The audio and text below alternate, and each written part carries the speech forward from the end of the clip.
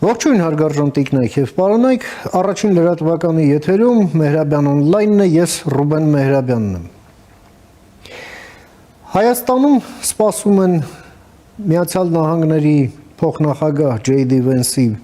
այցին, այց, որի ընթացքում ստորագրվելու են մի շարք փաստաթղթեր, կապված, ինչպես նախագահ Թրամփն էր հայտնում, թե միջուկային էներգետիկայի հետ, թե կիսահաղորդիչների հետ, բացի դրանից էլ պայմանավորվածությունների ընթացքն է քննարկվելու, կապված նաև TTIP-ի հետ։ Եվ ահա, զուգահեռաբար Ռուսաստանը այսպես մի լայնածավալ եւ բազմաշերտ գրոհ է նախաձեռնել ընդդեմ Հայաստանի եւ Հայաստանի շահերի։ Նախ Լավրովը ինտերվյու է տվել թուրքական պետական Թուրքիե պարբերականին, նշելով Ռուսաստանի առանձնահատուկ դերը ժամանակակից Թուրքիայի ստեղծման հարցում, սովետական Ռուսաստանը, թե ինչպես է զենք, փող, ոսկի եւ այլ անհրաժեշտ բաներ փոխանցել այն ժամանակվա հանրապետական Թուրքիային, բանակին, եւ գիտենք դրա արդյունքում էլ տուժել է Հայաստանը եւ ձեռքի հետ էլ կոչ արել ակտիվացնել ջանքերը 3+3 ձևաչափը ակտիվացնելու ուղղությամբ։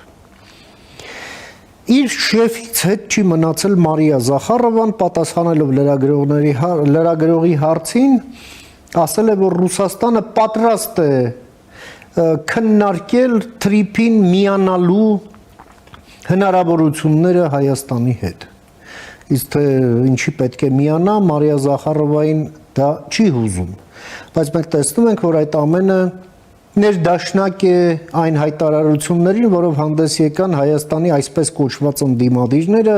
որոնք Ռուսաստան-Չինաստան էին ուզում բերել եւ կցել այդ TTIP-ի նախագծին։ Եվ երրորդ ճակատով էլ հանդես է եկել Ռուսաստանի արտգործնախարարության եվրոպական խնդիրներով զբաղվող դեպարտամենտ, այդպես է կոչվում, մի Վլադիսլավ Մասլեննիկով անուն ազգանունով մի չինովնիկ, որը ուղղակի բաց տեքստով սպառնացել է Հայաստանին, որ հաշվի առնելով այն տրանսֆորմացիաները, որոնք տեղի են ունենում Եվրամիությունում եւ Եվրամիությունը թե ինչ տեմպերով է վերաճում ագրեսիվ ռազմաքաղաքական մի դաշինքի, ինքն է ասում, եւ այդ ֆոնին Հայաստանի ջանքերը անդամակցելու այդ կառույցին չեն կարող չմտահոգել Ռուսաստանին։ Եվ պարոն Մասլեննիկովը Երևանին հասցեագրելով իր հույսերը ասում է, որ նրանք հույս ունեն, որ Երևանում հասկանում են, թե դա ինչ վնաս կարող է հասցնել մեր դաշնակցային հարաբերություններին եւ հետխորհրդային տարածքում ինտեգրացիոն գործընթացներին։ Սա է ասում Մասլեննիկովը։ Ահա այդ երրորդությունը այսօր գրոհեց հենց մեկ օրվա ընթացքում Վենսի այցին ընդառաջ։ Փորձենք հասկանալ, թե ինչ իրավիճակ է ըստ այդմ ձևավորվում եւ որն է այստեղ պաշտոնական Երևանի անելիքը։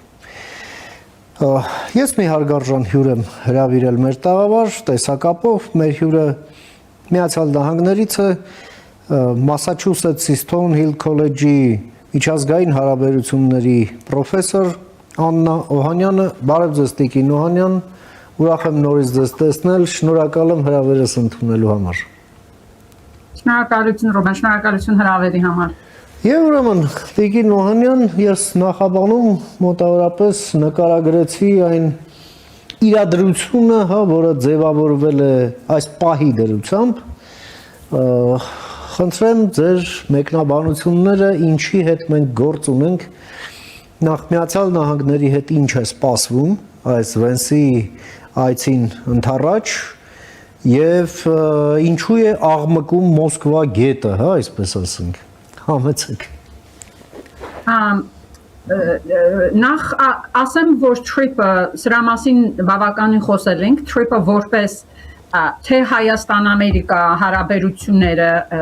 եւ դրա մեջ էներգետիկ եւ կիսահաղորդիչների այդ դրանք շատ կարեւոր են Հայաստանի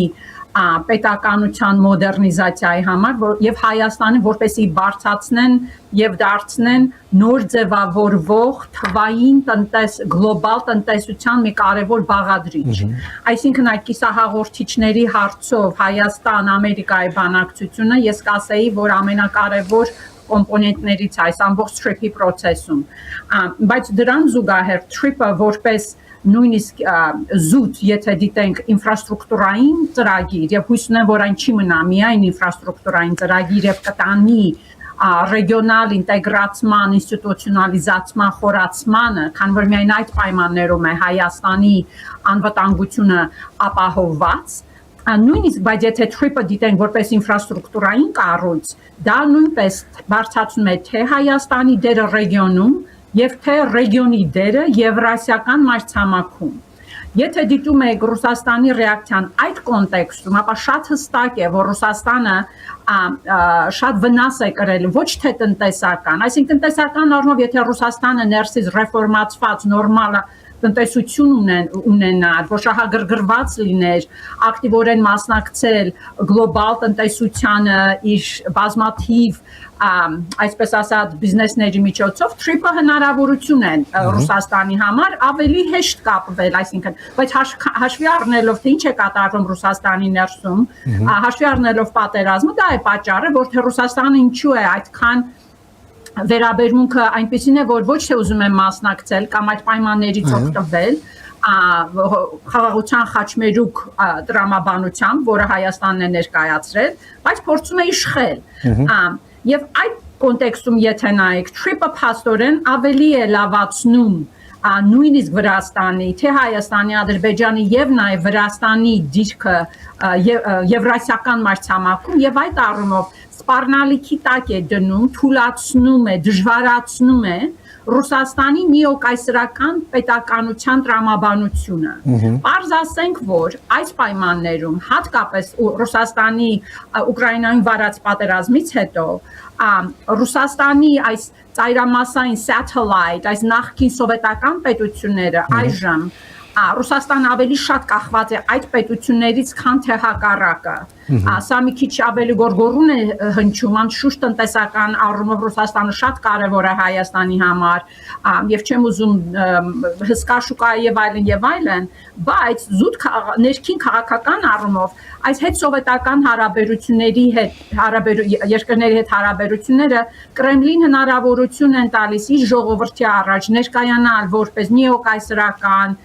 աշխարհքաղաքական առումով լեգիտիմ խաղացող գերտերություն, որը իրականում այդպես չէ։ Եթե օրինակ այսօր նայեցի որը ժամանակ չէի նայել Ռուսաստանի կառավարման որակի ցուցանիշները, տնտեսության ստաբիլության ցուցանիշները այնքան են ընկել, որ արդեն կարող եմ ցիտել BTI Transformation Index-ով Ռուսաստանի պետականության կառավարման ինդեքսները շատ մոտեցել են Կենտրոնական Ասիա երկրներին, որոնք էլ ռեֆորմացված չեն, բայց որոշ Կենտրոնական Ասիա երկրներ ավելի բարձր ցուցանիշներ ունեն։ Էլ չեմ ասում, որ Հայաստանը եւ Վրաստանի ցուցանիշները ավելի բարձր են։ Շատ պայմաններով նույնիսկ աֆրիկյան երկրներ կան, որ դժվարանում են Կոնգոն օրինակ, այսինքն Ռուսաստանը շատ չափանիշներով նույն ցուցանիշները ունի ինչ որ շատ թույլ պետություններ աֆրիկյան կոնտեքստում։ Եվ TRIP-ը այս առումով ավելի է խորացնում Ռուսաստանի իրավիճակը, քանի որ վերափոխում է ամբողջ եվրասիական մայրցամաքի կապվածության լոգիկան եւ վերադասավորում է այս հետսովետական փոքր պետություններին գլոբալ տնտեսության համակարգի մեջ։ Դրանք են Ռուսաստանի մի քանի վախերը, ես կասեի, եւ բայց այն որ Հայաստանի դեպքում Ամերիկայի հետ հարաբերությունները TRIP-ը արդիականացնելու է սահմանների կառավարումը, այդ կիսահաղորդիչների հարցը, էներգետիկ անվտանգությունները, սրանք բոլորը ուղեցույցներ են Հայաստանի համար, որ ցույց են տալիս, դիրքորոշում են, որ Հայաստանը ինչ մոդեռնիզացման հնարավորություններ ունի որպես պետություն։ Եվ դրանք այդ առումով TRIP-ը շատ եմ ես կարևորում Հայաստանի պետականության համար, անշուշտ Trip-ը նաև թուլություններ ունի, որ հուսամ, որ Վաշինգտոնը կշտկի, այն առումով հատկապես Ադրբեջանը պետք է փորձի սա դիտել որպես պահել, որպես զուտ ինֆրաստրուկտուրային ծրագիր եւ Վաշինգտոնի առաջ խնդիր կա կայացած, որ այն խորացնի եւ դարձնի նաեւ ինստիտուցիոնալ ծրագիր։ Եվ հետաքրքիր պետք է լինի, թե Վաշինգտոնը կկարողանա այդ նրբությունը կառավարել, թե ոչ։ Տիկին Օհանյան, բացարձակապես ակնհայտ է, որ Trip-ը ոչ միայն մեր տարածաշրջանի մասին է, այլև կենտրոնական Ասիայի տարածաշրջանի։ Եվ ըստ էության սա կոնֆլիկտների լուծման տեսակետից, Հարավային Կովկասում սա այսպես պատմական նշանակություն ունի կենտրոնական Ասիայի համար, որովհետև նրանք այն աշխարհաքաղաքական ծուղակից դուրս են գալիս, Ռուսաստանի եւ Չինաստանի արանքում գտնվելու եւ ըստ այդմ միայն նրանցից կախված լինելու այդ վիճակից դուրս են գալիս ելք ստանալով դեպի համաշխարհային տնտեսություն Հարավային Կովկասի միջոցով, այսինքն այստեղ նաև նրանց շահն է եւ հենց սրանում է շահագրգռված նաև Միացյալ Նահանգներն էլ, որ ճարտարապետն է թե այս մտահղացման, թե այն դասավորության, որն ըստ այդմ ձևավորվում է եւ այս դասավորության մեջ Ռուսաստանը տեսնում ենք, որ որևէ առաջատար դիրք չունի, այլ կարող է, ինչպես դուք ասացիք, օգտվել միայն այսպես իշարս այլոց, բայց ոչ ինչ-որ առանձնահատուկ տենց ինչ-որ դերակատարման։ Հիմա ռուսները նաև իրենց թոփ պրոպագանդիստների շուրթերով սպառնում են մի նոր հատուկ ռազմական գործողությամբ, որում շեշտելով, որ Ուկրաինայի օրինակով եւ ընդդեմ Հայաստանի եւ ընդդեմ կենտրոնական Ասիայի երկրների, այսինքն Ռուսաստանը բացի բիրտուժից եւ սապոգից այլ բան չունի առաջարկելու։ Այս խոսակցությունն ինչի մասին է, համեցեք։ Այն, որ Trip-ի կարևորությունը կենտրոնական Ասիային էլ է նաև վերաբերվում, շատ կարևոր է, եւ դա է պատճառը, որ ես Trip-ը դիտում եմ որպես հետ կայսրական գործիք Ռուսաստանին կառավարելու համար, քանի որ նա հնարավորություն է տալիս Ամերիկային ավելի հեշտությամբ կապվել թե կենտրոնական Ասիայի, որտեղ այդ հազվագյուտ մետաղներ կան, որը Ամերիկայի համար առաջնային է Ամերիկա-Չինաստան մրցավազքի մեջ եւ այդ առումով փաստորեն Trip-ը ունենում է շատ Հայաստանի Հարավային Կովկասի ստաբիլությունը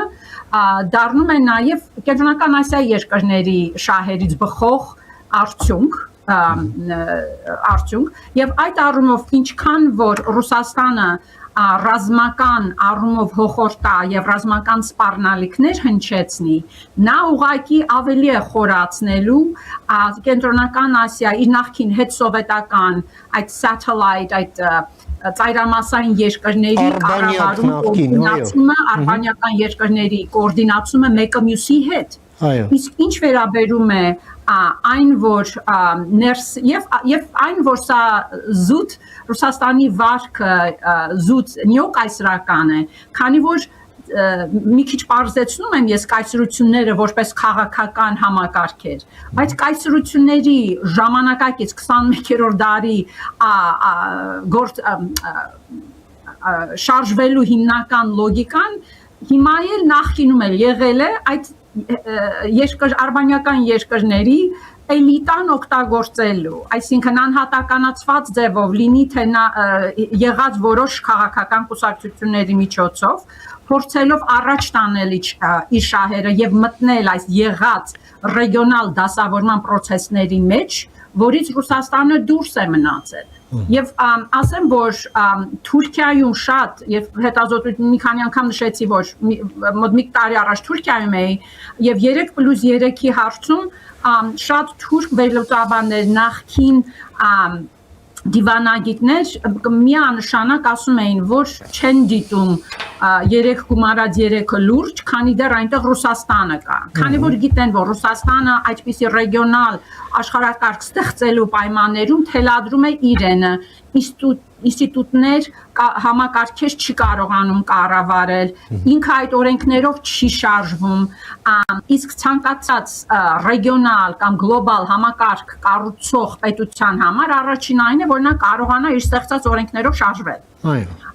Եվ դա է պատճառը, որ տեսնում ենք նաև ներսի լինի դա Վրաստանում կամ թերևս այլ հետ սովետական շրջաներում այս ֆենոմենը կա, որ Ռուսաստանը փորձում է անհատների միջոցով այս իր նպատակներին հասնել եւ դա առաջ է բերում այսպես ասված անհատականացված քաղաքապետականության մոդել եւ փաստորեն եւ Հայաստանի ընտրություններում էլ եւ ընդհանրապես շատ երկրների ընտրություններում էլ ընտրությունը ոչ թե դեմոկրատական եւ ավտորիտար կուսակցությունների մեջ է, անշուշտ այդ ընտրությունը կա, բայց ավելի շատ ես կասեի, որ ընտրությունը հատկապես Հայաստանի պայմաններում լինելու է թե Հայաստանը անհատականացված աշխարհաքաղաքական պետականության աշխարհաքաղաքական պատրոնաժի միջոցով է գնալու, թե համակարգ կառուցելու պետական կառավարման համակարգ պետականություն կառավարելու միջոցով, ինստիտուտներ կառավարելու միջոցով, իսկ անհատականացված աշխարհաքաղաքական պատրոնաժը շատ ռիսկային է փոքր պետությունների համար, քանի որ նա չի ստեղծում մի իրավիճակ, որ դրսից եղող կապիտալի չափերը շատ արագ ձևով շատանան, որ պետությունը մոդեռնիզացվի, տնտեսությունը մոդեռնիզացվի, եւ որ սոցիալ-տնտեսական հարցերը լուծվեն, լինի դա աղքատությունից, գործազրկությունից, որոնց տեմպերը լավ քչացել են, բայց այդ process-ը շարունակել է, պետք է խորանա, իսկ դա կխորանա, եթե սահմանները, Հայաստանի սահմանները բաց լինեն եւ տնտեսությունը սկսի աճել։ Այսինքն Ռուսաստանը փորձում է առաջ տանել այդ աշխարհագրական, աշխարհաքաղաքական պատրոնաժի, անհատականացված պատրոնաժի մոդելը, ասելով եթե այս կամ այն ղեկավարի հետ ես ավելի լավ կաշխատեմ, բայց դա ռիսկային է եւ այդ առումով դա շատ լուրջ Հայաստանի պետականության համար վնաս կհասցնի, եթե Հայաստանը որպես փոքր պետություն շեղվեց պետական համակարգ կառուցելու process-ից։ Տիկին Օհանյան, ռուսական ազդեցության այդ քաղաքականացված խմբերը Հայաստանում իրար հերթ չտալով կոչում էին TRIP-ի այս նախագիծը որպես վտանգավոր Հայաստանի համար, եթե այնտեղ չներգրավվի Ռուսաստանը եւ Չինաստանը, որով հենց այսպես էլ ներկայացվում է եւ նրանք փաստորեն կոչ են անում, որ Հայաստանը ռևիզիայի ենթարկի, կամ առնվազն իրենք են հավակնություն ներկայացնում ռևիզիայի ենթարկելը հայ-ամերիկյան պայմանավորվածությունները, որոնք ըստ էության խաղաղության, երկարատևության այդ երաշխիքն են ձևավորելու ապագայի համար, հարևանների հետ փոխկապակցվածություն ստեղծելով եւ այստեղ ծանրակշիռ դերակատարի ներկայություն ապահովելով։ Չի նշանակում արդյոք, որ այս մարդիկ ուղղակի ուզում են այդ կոնֆլիկտը վերականգնել եւ կոնֆլիկտի կառավարման վահանակը վերադարձնել Ռուսաստանին, Չինաստանին էլ կացելով Ռուսաստանին, այսպես ասենք։ Ես չգիտեմ, թե իրենց նախապատվությունը կամ ինչ են փորձում անել, բայց կասեմ, որ եթե համաձայն չեմ, որ TRIP-ը փորձում է աշխարհաքաղաքական բախում առաջացնել, դրա համար պետք է Ռուսաստանը եւ Չինաստանը ներքաշվեն, այդ տրամաբանության հետ համաձայն չեմ, քանի որ նախ Հայաստանը ի տարբերություն Ուկրաինայի, ի տարբերություն Վրաստանի, անգլերենով բառ կա pivot դեպի արևմուտք pivot չի արել, այդ pivot-ային, այսինքն որ մի բևեռից անցնի մյուսը, կտրուկ անցում կատարի։ Հայաստանի վարած արտաքին քաղաքականությունը շատ ավելի բազմաշերտ է եղել մինչև հիմա, եւ այդ առումով Հայաստանը մինչև հիմա չի կառավարել է Ռուսաստանի, Չինաստանի, Իրանի շահերը իր տարածքի մեջ։ Եվ այս համաձայնագիրը չի ակնկալում Հայաստանին այդպիսի ընտրության առաջ չի դնում։ Ընդհակառակը, նույնիսկ տեքստի մեջ էլ, այս վերջին տեքստի մեջ էլ գրված էր կարծեմ, որ սա ընդհանրապես գործիք է այդ տարանցիկային process-ները, տրանզիտային process-ները հեշտացնել, որ անկախ աշխարհաքաղաքական բախումների տնտեսությունը աշխատի։ Սա չի արգելում Ռուսաստանին եւ նույնիսկ Իրանին օգտվել ավելի լավ տնտեսական ինֆրաստրուկտուրային կապվածությունից։ Բոլորովին դրա հետ համաձայն չեմ, որ սա ռիսկային է, բայց մի բան էլ պետք է ասեի, միտքից թելը կորցրեցի։ Եվ եթե սա էլ դիտում եք ռիսկային, սա հիշեցնում է կարող եմ քաղաքատնտեսական տեսություններ ցիտել, թե ինչու ռեգիոնալ առումով ինտեգրացումը փոքր պետությունների համար անհրաժեշտ է, սահմանների բաց լինելը փոքր պետությունների տնտեսությունների համար անհրաժեշտ է, բայց ավելի հեշտ կարելի է սա բացատրել ուղղակի Հովհաննես Թումանյանի անխելք մարդը հեքիաթը ցիտելը, որ այնքան ռեսուրսի հետևից քեզ տալիս են, որ պետությունը կայացնես, ու դու անդադ ասում ես, չէ, սա չի լինի, ես սպասում եմ, որ Աստված գա ինձ փրկի։ Իսկ այս պարագայում Աստվածը Ռուսաստանը ներսից իրեն չի կարողանում փրկել այդ նույն խնդիրները ադմինիստրատիվ կառույցների ամրացման, որ Հայաստանի արժև են, Հայաստանի պետականության ուժեղացման, որ շատ ցուցանիշներով Հայաստանը առաջ է Ռուսաստանից, բայց այդ նույն խնդիրների առաջ կանգնած է Ռուսաստանը, որ չի կարողանում ներսից այդ խնդիրները լուծել։ Եվ այդ կոնտեքստով բոլորովին համաձայն չեմ, որ triple ռիսկային է, դա աշխարհագրական բախում չի առաջացնում եւ բացի դրանից, եթե այդ տրամաբանությամբ եք խոսում, որ աշխարհագրական բախում է առաջացնում, դա նշանակում է, որ դուք չեք դիտում որպես որ Հայաստանին դեր ունի խաղալու այդ հարաբերությունները կարգավորելը։ Դուք փաստորեն ինչ գործիքակազմ ունեք, շպրտում եք պատուհանից ու ասում եք, որ էլի զոհի դերն եք վերցնում, այլ ոչ թե սուբյեկտիվայնության, որ այժմ անհրաժեշտ է Հայաստանին։ Նորից եմ ասում, այսինքն կոնստրուկտիվ կլինի խոսել, թե ինչ ձևերով կարելի է TRIP-ը ուժեղացնել, որոնք են թույլ կողմերը, բայց թե ընդհանրապես ասել, որ սա ռիսկային է, վտանգավոր է Հայաստանի պետականության համար, համաձայն չեմ դրա հետ, քանի որ այնքան գործիքները շատ են Հայաստանի համար, լինի դա կիսահաղորդիչները, էներգետիկա, ինֆրաստրուկտուրային փոխկապակցվածությունը Հայաստանի համար, Հայաստանի աշխարհաքաղաքական դիրքը լավացնում է, արժեքը մեծացնում է Հարավային Կովկասում եւ ամբողջ Եվրասիական մայրցամաքում,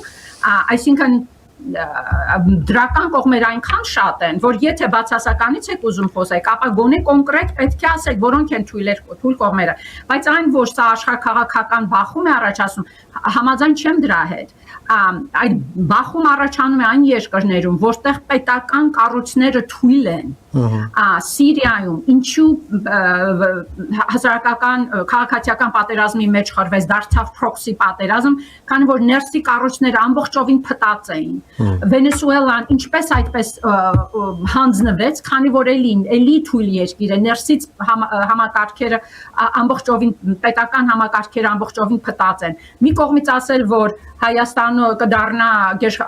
շահերի բախման կենտրոն եւ մյուս կողմից էլ առաջ տանել անհատականացված քաղաքականություն, որ ես պիտի անեմ, ես պիտի գնամ Պուտինի հետ բանակցեմ, այս գործարանը եւ այլն, երկու այդ եզրույթները իրար հետ համադիր չեն։ Հակասում են իրար ճշտորեն։ Այո։ Տիկին Օհանյան, այն ինչ մենք ձեզ հետ միասին քննարկում ենք, տեղի է ունենում Իրանում ճգնաժամի ֆոնին, որը կարող է բավականին այսպես կոշտ հանգուցալուծման հանգել, խոսքը վերաբերվում է այն կուտակումներին Միացյալ Նահանգների ռազմաօդային եւ ռազմածովային ուժերի, որոնք թե արաբական ծովում են, թե մի մեծ զորախումբ էլ մոտենում է միջերկրական ծովով 3 երեկոյան դրությամբ Ջիբրալթարի մոտ էր եւ մոտենում է դեպի միջերկրական ծովի արևելք, դուրս գալով այդտեղ հարվածային դիրքերի կամ Կարմիր ծովում գուցե դժվար է ասել այս պահի դրությամբ, այնուամենայնիվ ինչ հանգուցալուծում եք այնտեղ տեսնում որպես առավել հավանական եւ դա ինչ ազդեցություն կունենա մեր տարածաշրջանի այս անցուդարձի վրա, հա, այս փուլում համեցեք Իսկապես որ շատ դժվար է կանխատեսել եւ Հայաստանում էլ շատ լավ իրանագետներ կան որ երևելի ավելի ճշգրիտ կվերլուծեն եւ սցենարները բայց այստեղ էլ այդ սցենարներին այստեղի վերլուծաբաններն էլ տարբեր հնարավորություններ են առաջարկում քննարկում եւ շատ դժվար է ասել հուսա այն մոդելը որ զորքը բերվում է որպեսի իշխանափոխություն արվի եւ ցուցարարներին օգնություն տրվի շատերը կցանկանային դա ոչ բոլորը բայց թե Իրանի ներսում ցուցարարներ կային եւ թե այստեղ բայց նայելով թե Ամերիկան ինչպես է վարվում Վենեսուելայում կներեք այսինքն այնտեղ իշխանափոխություն չեղավ կառավարությունը նախընտրեց եղած էլիտայի միջոցով Երկիրը առաջ տանել չնայած Մարկո Ռուբիոյի վերջին հայտարարությամբ ստացվում է որ կարծես թե շարժվում են դեպի անցումնային ճանապարհ այսինքն կարծես թե Վենեսուելան հիմա պրոտեկտորատի վիճակում է եւ ուշ թե շուտ պիտի անցնի անկախության դեմոկրատացման եւ երբ որ ստաբիլանան իշխանությունը կտրվի ընտրությունների միջոցով դա լավագույն դեպքը կլիներ բայց հաշվի առնելով որ Տրամպի վարչակազմը նախընտրեց Մադուրոյին ձերբակալեց բայց Մադուրոյի էլիտային պահեց Եթե Իրանին նայում եք այդ տեսանկյունից դժվարանում եմ կանխատեսել թե Ամերիկայի Միացյալ Նահանգները փորձում է իշխանափոխություն անել բայց եթե Ամերիկայի թերևս եթե կփորձեն ավելի ճնշել միջուկային համաձայնագրի ստորագրման հարցում դա կարող է նաև խթան հանդիսանալ բայց Ամերիկայի փորձը լինի Իրաքում կամ Աֆղանստանում չնայած սրանք շատ տարբեր երկրներ են Իրանից ցույց է տալիս որ Ամերիկան նախ արդեն վախենում է այդպիսի խորը ձևով ներգրավել ռեժիմների փոփոխության մեջ կամ զինվորներ դնել պետականաշինությամբ զբաղվել չեմ կարծում որ Ամերիկան այսքան խորը գնա բայց միևնույն ժամանակ ճնշումը վերևից որ Ամերիկայի Միացյալ Նահանգները պահպանում է կարող է թույլատրել ռեժիմին ներսից Եվ այստեղ շատ նաև վերլուծություններ ցույց են տալիս, որ այդպիսի երկրները, ինչպեսին Իրանն է, որ արդեն ինչքան երկար ժամանակ ավտորիտար են եղել, այդ երկրներից ելքը համակարգից դեմոկրատիան չի։ Այսինքն հնարավոր է, որ եղած էլիտան կարողանա, այսինքն նույնիսկ եթե այաթոլլային վերացրեցին կամ էլիտան ճեղքվեց Եվ չպաշտպանեցին այաթոլլային, բայց այդ էլիտան կարող է մնալ, ավելի պրագմատիկ մասը կարող է գալ, եւ այդ էլիտայի ներսում կան երիտասարդների սերունդների ճեղք գոյություն ունի, ավելի երիտասարդ սերունդը թերևս ավելի դեպի նացիոնալիզմ կարող է շարժվել բայց այն հնարավորությունը որ ցույցերի թիվը աճի եւ կարողանան ամբողջովին այդ ամբողջ անվտանգության այդ համակարգից այդ էլիտաներից ազատվել եւ ընտրությունների գնալ դա հնարավոր սցենար է բայց չի ասի որ շատ հավանական սցենար է ես ավելի օպտիմիստ եմ քանի որ Իրանը ունի ցույցերի ներքևից այդ դեմոկրատական Իրանի ժողովուրդը շատ ավելի դեմոկրատական է լիբերալ է քան իր կառավարությունը որը շատ հազվագյուտ է հասնել կրթված ժողովուրդ է եւ այդ առումով պոզիտիվ մնալու հնարավորություններ կան բայց այսինքն նույնիսկ եթե նայում եք Թուրքիային,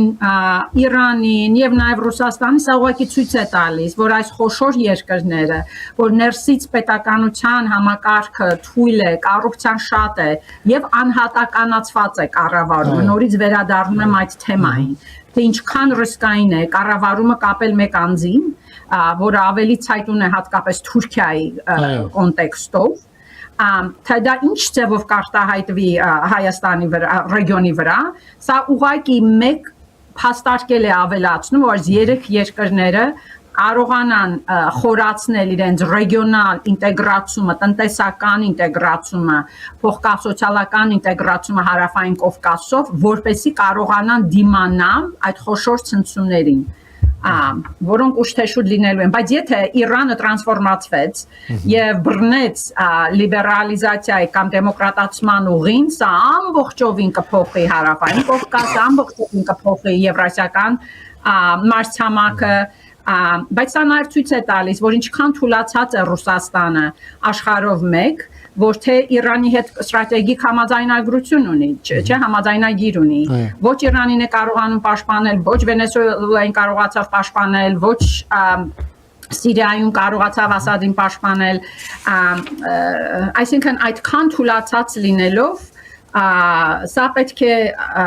արբանյակային պետությունները Ռուսաստանի շուրջ հաշվի առնեն։ Եվ ամփոփելով Տիկին Օհանյան, Միացյալ Նահանգների պետքարտուղար եւ նույն ինքը նախագահի ազգային անվտանգության հարցերով խորհրդական Մարկո Ռուբիոն իր նախկին աշխատավայրում, Սենատում մասնակցեց բավականին կարևոր լսումների եւ անդրադարձավ Միացյալ Նահանգների եւ Եվրոպայի հարաբերությունների իր տեսլականին, ինչպիսին պետք է լինի, ասելով, որ Միացյալ Նահանգների հիմա գլխավոր մտահոգությունը, ընդ որում երկարաժամկետ, դա Խաղաղ օվկիանոսն է եւ Չինաստանը։ Իսկ Եվրոպան պետք է ինքը զբաղվի այսպես ՆԱՏՕ-ի արևելյան թևի խնդիրներով եւ դրա համար պետք է ունենա կարողություն, որովհետեւ չափազանց շատ ժամանակ է, որ Եվրոպան ներդրումներ չի արել իր պաշտպանական կարողության վրա, բայց նաեւ խոսել է, որ այդ դաշինքը ուրեմն անխախտ է, այդ դաշինքը շարունակվելու է եւ այլն։ Ուղղակի այստեղ դերակատարման տարբերության մասին է։ Հիմա այս ամենը Ռուսաստանը ընկալում է որպես Եվրամիության սրընթաց վերածում ագրեսիվ ռազմաքաղաքական բլոկի, բնականաբար, որովհետև Եվրոպան Ռուսաստանին համարում է էկզիստենցիալ սպառնալիք։ Եվ Եվրոպայում ինտենսիվ խոսակցություններ են գնում նոր ռազմական բլոկի ստեղծման մասին, ընդ որում մեծ Եվրոպայի ձևաչափում, այսինքն նաև այն եվրոպական երկրների ներգրավմամբ, որոնք Եվրամիության անդամ չեն, մասնավորապես Բրիտանիան եւ Նորվեգիան, նաեւ Թուրքիան եւս, եւ Հայաստանին էլ, այսպես ասենք, սպառնում են ուղիղ տեքստով Ռուսաստանից։ Ինչ եք կարծում, այս ամենի հետ կապված ինչպիսին է ձեր կարծիքով օպտիմալը Հայաստանի դիրքավորումը։ Ամփոփենք, համեցեք։ Նախ այն, որ Ռուսաստանը ինքնուրույն կարողացավ հասնել նրան, որ ՆԱՏՕ-ն ավելի ուժեղացավ, նոր անդամներ միացան, ՆԱՏՕ-ի սահմանը մեծացավ, դա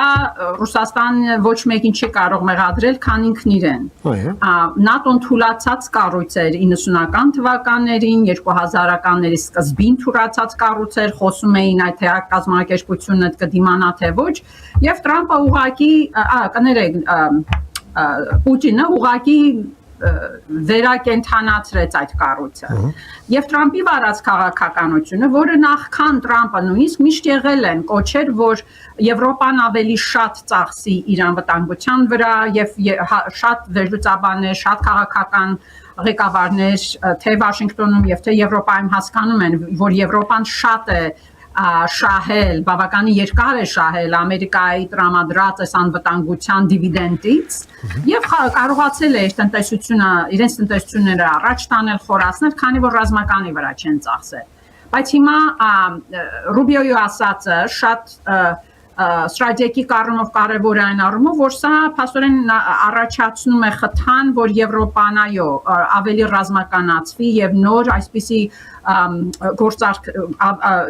նոր կառույցներ առաջանան, բայց սա նաև նշանակում է, որ կոնֆլիկտների կառավարման, մեծ եւ փոքր կոնֆլիկտների կառավարման մեթոդիկան, տրամաբանությունն էլ է փոխվելու։ Եվ այս առումով Հայաստանի համար այսա հնարավոր է, այսինքն Եվրոպայի հետ բանակցելուց Ես հուսամ, որ Եվրոպան շատ ավելի դետալային նյուանս, շատ ավելի ճկուն կվերաբերվի փոքր երկրների հատկապես հարավային Կովկասում եւ չի դնի Հայաստանին այդ թիրախային կետում։ Trip-ը ես չեմ համարում գեշտերությունների բախման տեղ, դա բոլորովին ճիշտ չէ, բայց եթե Եվրոպայի ռազմականացումը շարունակեց, միս երկու սցենար Հայաստանի համար, կամ ուղղակի ընդունի այդ մարտահրավերը Եվրոպայի կողմից եւ միանա ռազմականորեն, դա մեկ սցենար, մյուս սցենարը, որ կարողանա շարունակել իր վարած քաղաքականությունը, այսինքն խորանա տնտեսական քաղաքական առումով Եվրոպայի հետ, բայց փորձի բանակցել, որ չդառնա, որ այդ ընտրության առջև չկանգնի։ Ես երկու սցենարները ուսումնասիրել եմ պետք եւ պատրաստ չեմ այդ հարցին պատասխանել, քանի որ այդ տեսանկյունից չեմ ուսումնասիրել, բայց շատ կարեւոր է, շատ խորությամբ ուսումնասիրել, բայց երկուսի դեպքում էլ ամեն ինչ վերադառնում է Հայաստանի պետական համակարգի, պետականության, սուվերենության ամրացմանը։ Հայաստանի ապագան իր պետական կառույցների ամրացումն է եւ ռեգիոնի հարավային Կովկասի խաղաղությունը եւ սահմանների բաց լինելը։ Ամուր ռեգիոնում միայն Հայաստանը մանևրելու տեղ կունենա, ջարդված ռեգիոնում շատ աշխարհաքաղաքական խոշոր գերտերությունների մեջ մանևրելու տեղ չի ունենա։ Ես այդպես եմ մտածում այդ հարցին։ Շատ շնորհակալ եմ Տիկին Օհանյան, ձեր այս շատ կարևոր դիտարկումները եւ գնահատականները մեր հեռուստադիտողին ներկայացնելու եւ ձեր ժամանակից մեր եթերին հատկացնելու համար։ Հետևենք դեպքերի ընթացքին, այդ թվում նաեւ ձեր օգնությամբ։ Մինչ նոր հանդիպում, ամենայն բարիք։ Շնորհակալություն հրավերի համար, Ռուբեն, ամենայն բարիք։ Ստացվում։ Մենք զրուցեցինք մեր գործընկեր պրոֆեսոր Աննա Օհանյանի հետ Միացյալ Նահանգներից Մասաչուսեթսի Stonehill College-ից, նա միջազգային հարաբերությունների պրոֆեսոր է։ Լսեցինք իր դիտարկումները կապված Հայաստանի անելիքների հետ։ Միացյալ Նահանգների փոխնախագահ Վենսի այցին ընդառաջ ռուսական այս բազմաշերտ սպառնալիքների ներքո։ Կարճ դադարից հետո կվերադառնանք, մնացեք առաջին լրատվականի հետ։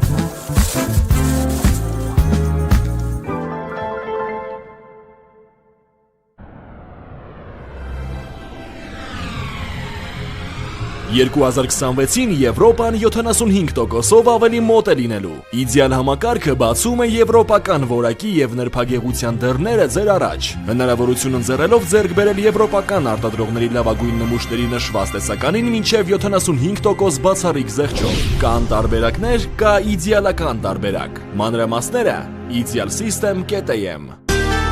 Իդեալ համակարգ դեպի կատարելություն։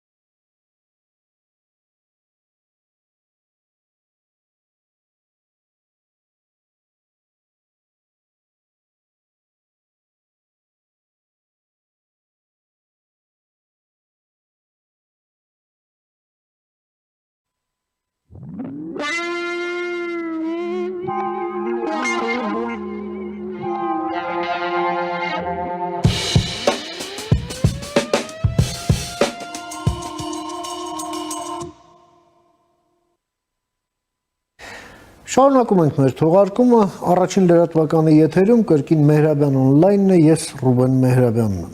Շարունակենք այսօրվա թեմայի քննարկումը, Հայաստանը նախապատրաստվում է J.D. Vance-ի այցին և այդ ընթացքում շատ կարևոր փաստաթղթերի ստորագրմանը, փաստաթղթեր, որոնք փոխելու են և չեն կարող չփոխել տարածաշրջանային ճարտարապետությունը, նաև ամրապնդել այն խաղաղությունը, որը ձևավորվում է մեր տարածաշրջանում։ Եվ այս ֆոնին մենք տեսնում ենք, որ հենց այսօր կարծեք թե Ռուսաստանում ոչ պաշտոնապես մի փառատոն է հայտարարված Հայաստանին սպառնալիքներ ուղղելու։ Բազմաշերտ Լավրովի մամլոք հարտուղար Զախարովա և Լավրովի դեպարտամենտներից մեկի եվրոպական պրոբլեմներով, այդպես է կոչվում, եվրոպական պրոբլեմներով զբաղվող դեպարտամենտի ղեկավար Մասլեննիկովի սպառնալիքները Հայաստանին։ Լավրովը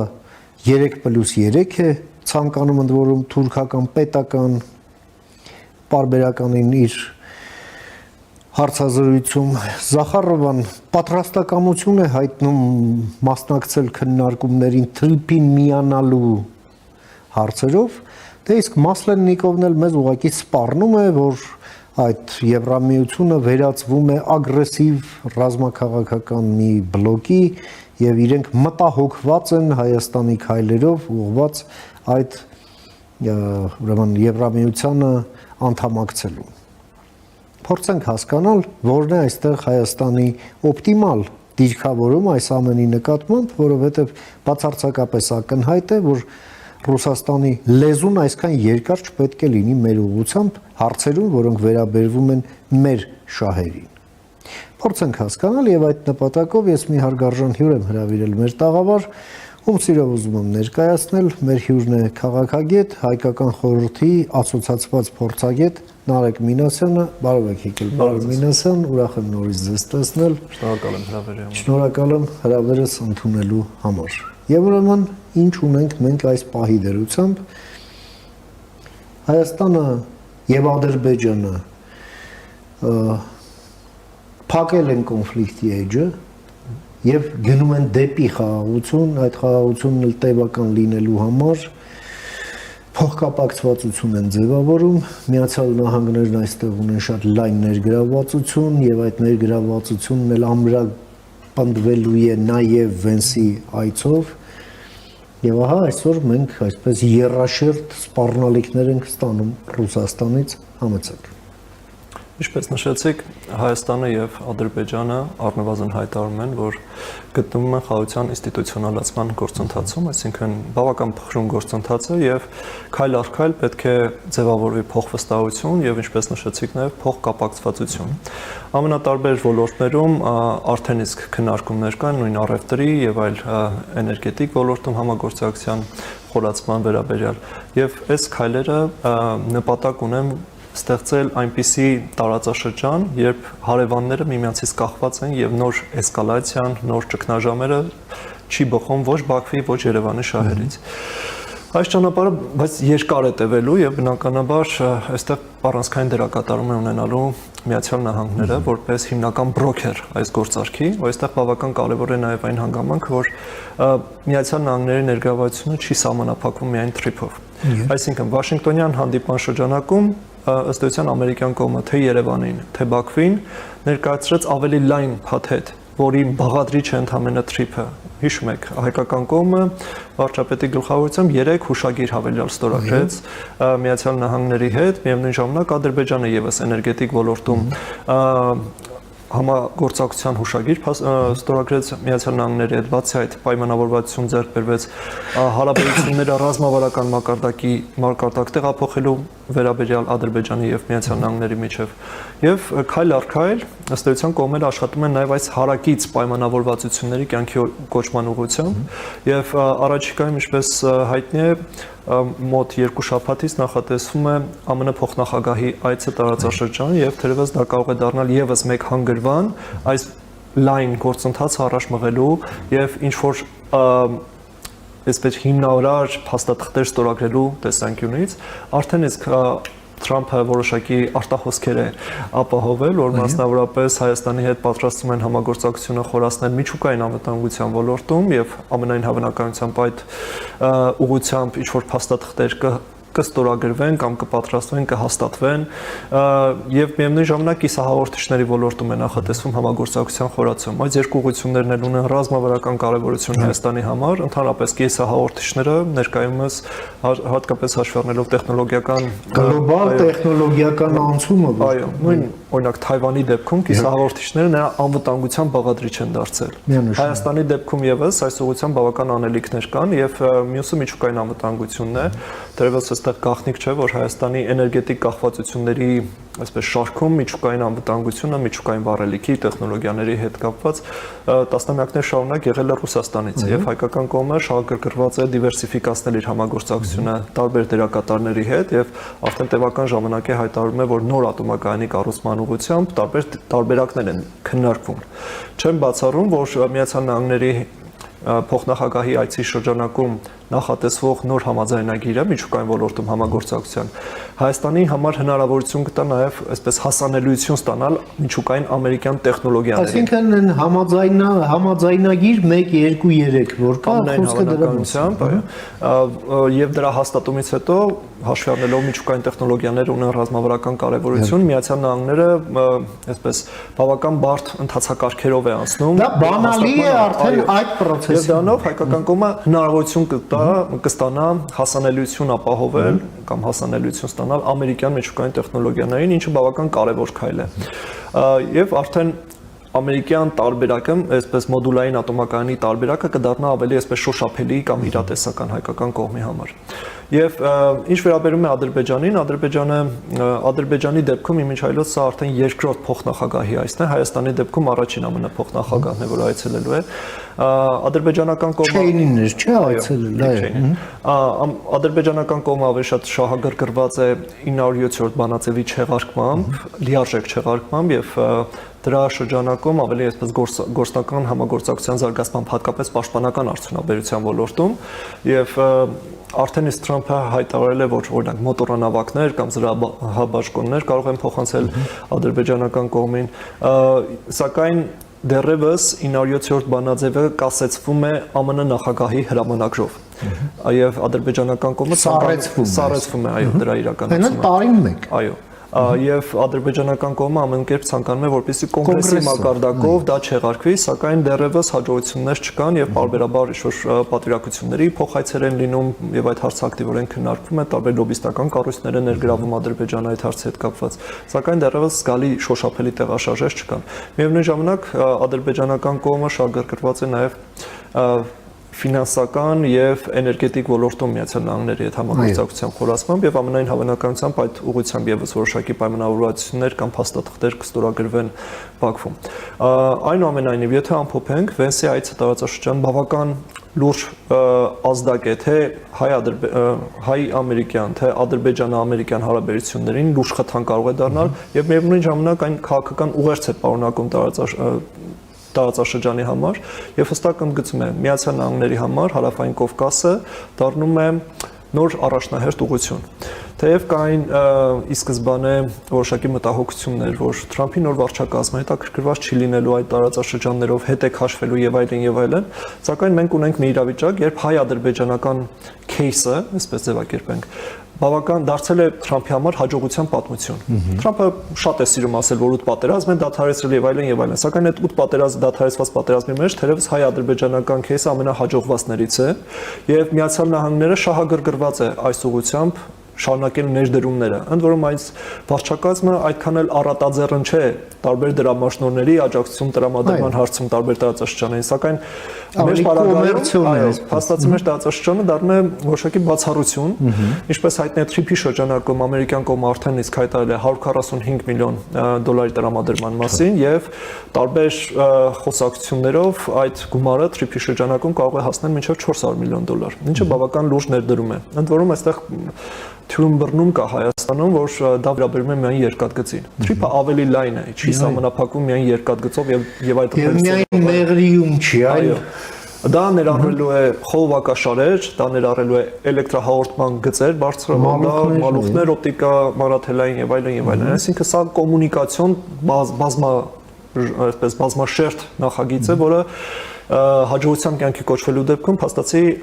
Հայաստանը դարձնելու է տարանցիկ հաբ արևելքը արևմուտքին կապող, ինչպես նաև Ադրբեջանը բնականաբար։ Այստեղ բավական կարևոր է նաև ընդհանուր ռեգիոնալ համատեքստի արձանագրումը։ Կհիշեք, որ TRIP-ի իրականացման շրջանակային համաձայնագիրը երբ համաձայնեցվեց Մարկո Ռուբիոյի եւ նախարար Միրզոյանի կողմից, դրա այնտեղ կա հստակ նաև արձանագրում, որ TRIP-ը դիտարկվում է որպես տրանսկասպիան ավելի լայն, այսպես տրանսպորտային միջանցքի բաղադրիչ։ Սա բավական կարևոր է եւ եթե հաշվի առնենք նաեւ Միացյալ Նահանգների եւ Կենտրոնական Ասիայի երկրների միջև վերջին շրջանում զարգացած շփումները, ակտիվացած շփումները կարող են արձանագրել, որ ըստ էության Միացյալ Նահանգների համար Կենտրոնական Ասիան, Եվրոպային եւ այլ տարածաշրջաններին կապող նախընտրելի ուղղությունը հենց այս հարավային ուղղությունն է եւ ոչ թե Վրաստանով անցնողը։ Սա նաեւ ուղերձ է միջազգային գործընկերներին Միացյալ Նահանգների, որպեսզի նրանք էլ հետագայում տարբեր ներդրումներ իրականացնելիս հենց դիտարկեն այս երթուղին, որովհետեւ թերևս գաղտնիք չէ, որ չինական կողմը օրինակ տասնամյակներ շարունակ ավելի շատ կենտրոնացել է Ադրբեջան-Վրաստան երթուղու վրա եւ այդ ուղղությամբ տարաբնույթ ենթակառուցվածքային ծրագրեր են իրականացրել եւ շարունակում են իրականացնել։ Ամերիկյան կողմը կարծես թե նախընտրում է այս հարավային երթուղին եւ ամենայն հավանականությամբ կա որոշակի մրցակցային տար այս երկու ուղղությունների միջեւ։ Վերադառնանք Ռուսաստանին։ Բնականաբար այս միտումները եւ ընդհանրապես տարածաշրջանում իր ազդեցության լծակների թուլացումը մտահոգում է Ռուսաստանին։ Դա բնական է, Ռուսաստան-Մոսկվան առաջնորդվում է սեփական շահերով եւ ոչ թե այսպես դաշնակցային ոգով կամ սեփական հայ-ռուսական բարեկամության այսպես ջատագովությամբ։ Բնական է նաեւ այս առումով, որ տարբեր մակարդակներով ամենատարբեր ուղերձներ են հնչում, ինչպես նշեցիք Լավրովի մակարդակով, ԱԳՆ պաշտոնական ներկայացուցիչի եւ այլ վարչության պետերի մակարդակով ամենատարբեր ուղերձներ են հնչում։ Առաջինը Եվրամիության հետ կապված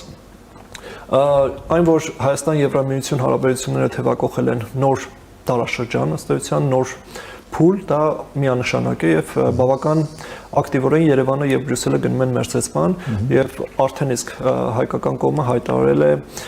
Եվրամիության անդամակցության իր տեսլականի մասին եւ դա արձանագրվել է նաեւ օրենքով։ Բնական է, որ ռուսական կողմի շահերից չի բխում նման սցենարը եւ դա կնշանակի նաեւ տնտեսական լծակների կորուստ Հայաստանի նկատմամբ եւ բնական է, որ ամենատարբեր մակարդակներով, սպառնալիքով, ակնարկներով այդ մասին բարձրաձայնվում է։ Սակայն ըստ էության գործնական շոշափելի լծակներ այս ուղղությամբ, բացի տարանցման կամ ներմուծման համար խոչընդոտներ ստեղծելուց, իրավական առումով Մոսկվան չի կարող, որովհետեւ առնվազն հայկական կողմը պաշտոնապես չի դիմել ոչ Եվրասիական տնտեսական միությունից դուրս գալու, ոչ Եվրամիության անդամակցելու վերաբերյալ։ Եվ ինչպես արդեն իսկ հայկական կողմը հայտարարել է, քանի դեռ կա հնարավորություն ընտրություն չանելու, Հայաստանը շարժվում է ընտրություն չանելու կամ այսպես որոշում չկայացնելու տարբերակով։ Դա բնական է, որովհետև հայկական կողմը շահագրգռված չէ նոր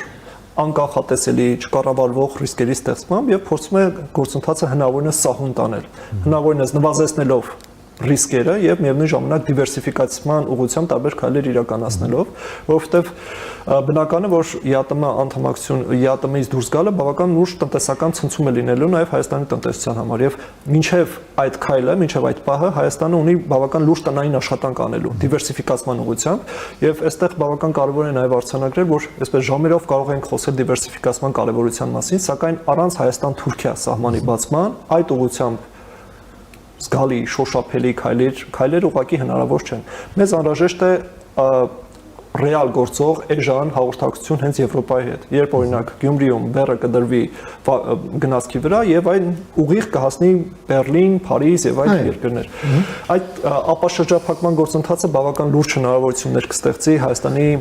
այսպես ինքնիշխանության ամրապնդման, Հայաստանի իրական տնտեսական դիվերսիֆիկացման համար եւ բնականաբար դա կընդլայնի նաեւ Հայաստանի քաղաքական որոշումների հնարավորության դաշտը։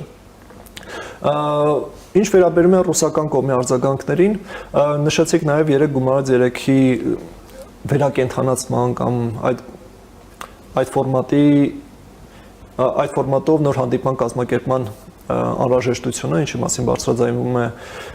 Ռուսաստանը, կարծում եմ այդ ֆորմատը դեռ չի կայացել եւ մոտ ապագայում հազիվ թե կայանա, ինչպես հայտնի է վերջին անգամ պայմանավորվածություններ ձեռք բերվել, որ Երևանը եւ Բաքուն պետք է հերթափոխությամբ, այսպես հյուրընկալեն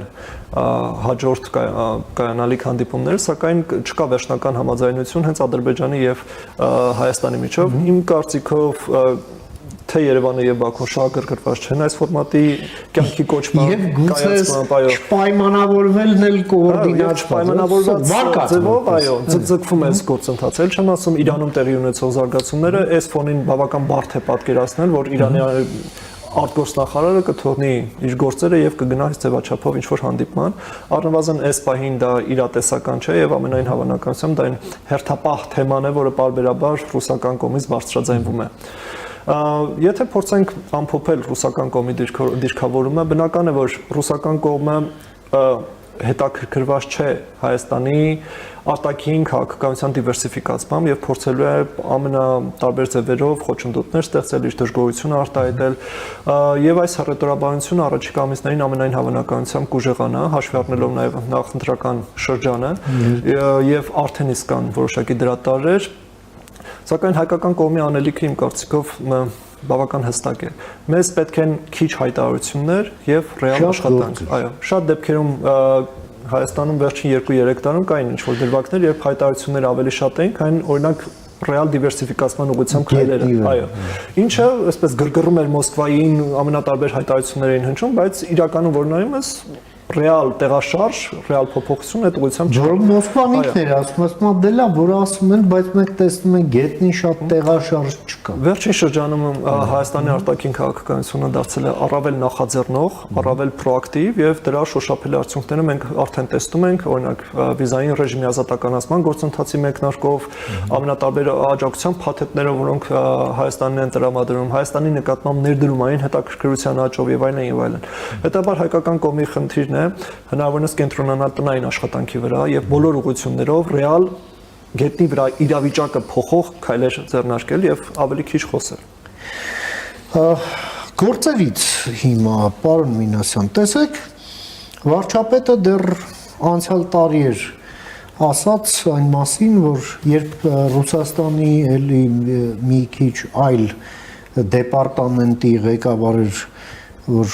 հայտարարեց, թե առանց մեզ թրիփը չի կառուցվի, մենք եւ այնտեղ սահմանապահ ունենք եւ կոնցեսիոներ ենք, էլ ինչ ասած, հա, մեկ էլ դուք ԵԱՏՄ անդամ եք, ոնց որ առանց մեզ թրիփ չի կառուցվի, Փաշինյանն էլ ասաց, դա մոտավորապես, եթե ձեր ձեռքերը քորա գալիս, չգիտեք ինչ կառուցեք, եկեք ասեմ ինչ կառուցեք։ Գյումրի ախորիկ հատված Երասխադարակ հատված, Իջևան Ղազախ հատված։ Կսարքեք, խնդրեմ։ Դրանից հետո ռուսները ձայն չհանեցին։ Երբ այս տարվա հունվարի 14-ին արդեն թրիփի շրջանակային փաստաթուղթ ստորագրվեց Միացյալ Նահանգների հետ, իր հերթական ճեպազրույցներից մեկում վարչապետն ուղիղ տեքստով ասաց, հա, մենք սպասում ենք ռուսների արձագանքին եւ այդ պատասխանի ժամանակը հիմա է։ Երեք էր թե առաջի օրն էր վարչապետի այս վերջին ճեպազրույցի ժամանակ էլ փաստորեն նա կրկնեց այդ հայտարարությունը, բայց էլի ոնց որ տենց պինդ չէր, էլի չնայած ասում էր ինչ որ ազդակներ կան, բան, բայց տենց պինդ ազդակներ ոնց որ չէին, որովհետև էլի ասած, իսկ եթե նրանք չանեն, մենք ապա ասած։ Հիմա այսօր Զախարովան ասում է, մենք պատրաստ ենք ինչին են, հա, թրիփին միանալու եւ այդ հարցում RЖD-ի համապարփակ փորձակնություն տալու հարցերում լայն կոնսուլտացիաներ սկսել հայկական կողմի հետ։ Այսինքն երբ վարչապետը սլակներն ուղղում է հենց կոնկրետ իրենց կոնցեսիայի տիրույթում գտնվող հարցերի վրա, Մոսկվան դա վերադարձնում է էլի թրիփի ուղղությամբ։ Հիմա ինչ եք կարծում, ինչքան, ասենք, խելամիտ ժամկետը որն է, էլի, որ մենք պետք է հասկանանք, լավ, Մոսկվան դա անելու է, թե չի անելու ի վերջո։ Եվ որպես առավել հավանական, ինչպիսի զարգացումներ եք դուք տեսնում այս ուղղությամբ, համեցեք, պարոն Մելիս։ Կարծում եմ խնդիրը պետք է բաժանել երկու մասի։ Առաջինը թրիպն է։ Եթե չեմ սխալվում, դեռևս 2000-ականներին ստորագրված այդ կոնցեսիոն կառավարման պայմանագրով կոնցեսիոն կառավարումը տարածվում է ՌԺԴ-ի կոնցեսիոն կառավարումը տարածվում է այն երկթուղիների կամ այն երկաթգծերի վրա, որոնք գոյություն ունեն, այո, մեղրիով այդ պահին ռելսերը ծախել էին, այո, որևէ երկաթգիծ գոյություն չուներ։ Հետևաբար թրիփի երկաթուղային բաղադրիչի վրա որևէ ձևով այդ կոնցեսիոն համաձայնագիրը չի կարող տարածվել։ Սա շատ հստակ է։ Ինչ վերաբերում է նույն Զախարովան ասում է, մենք պատրաստ ենք տարբեր քննարկումներ սկսել մեր ներգրավման վերաբերյալ եւ մեր դիմումը ուժի մեջ է եւ այլն, կարծում եմ այդ դիմումը կմնա անպատասխան Երևանի կողմից։ Փիլիսոփայով, որովհետեւ հայկական կողմը հստակ արձանագրել է, հայտարարել է, որ ըստ էության եւ դա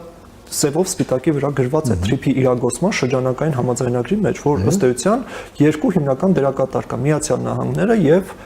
Հայաստանը։ Ոչ Ադրբեջանը, ոչ Թուրքիան, ոչ Ռուսաստանը ներգրավված չեն լինելու թրիփի կյանքի կոչման նախագծում։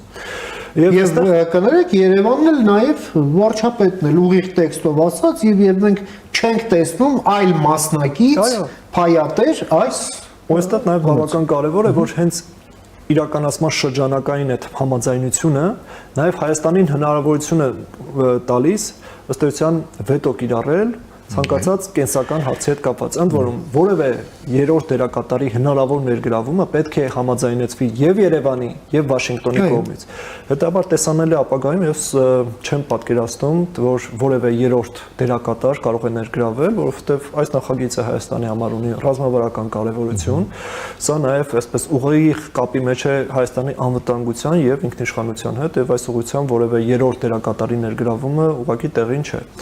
Վերադառնանք այս երկաթուղային բաղադրիչի երկրորդ տարին։ Խոսքը, ինչպես նշեցիք, Հայաստանը Ադրբեջանին եւ Թուրքիային կապող երկաթգծային կամ երկաթգծային հատվածների վերականգնմանն է վերաբերում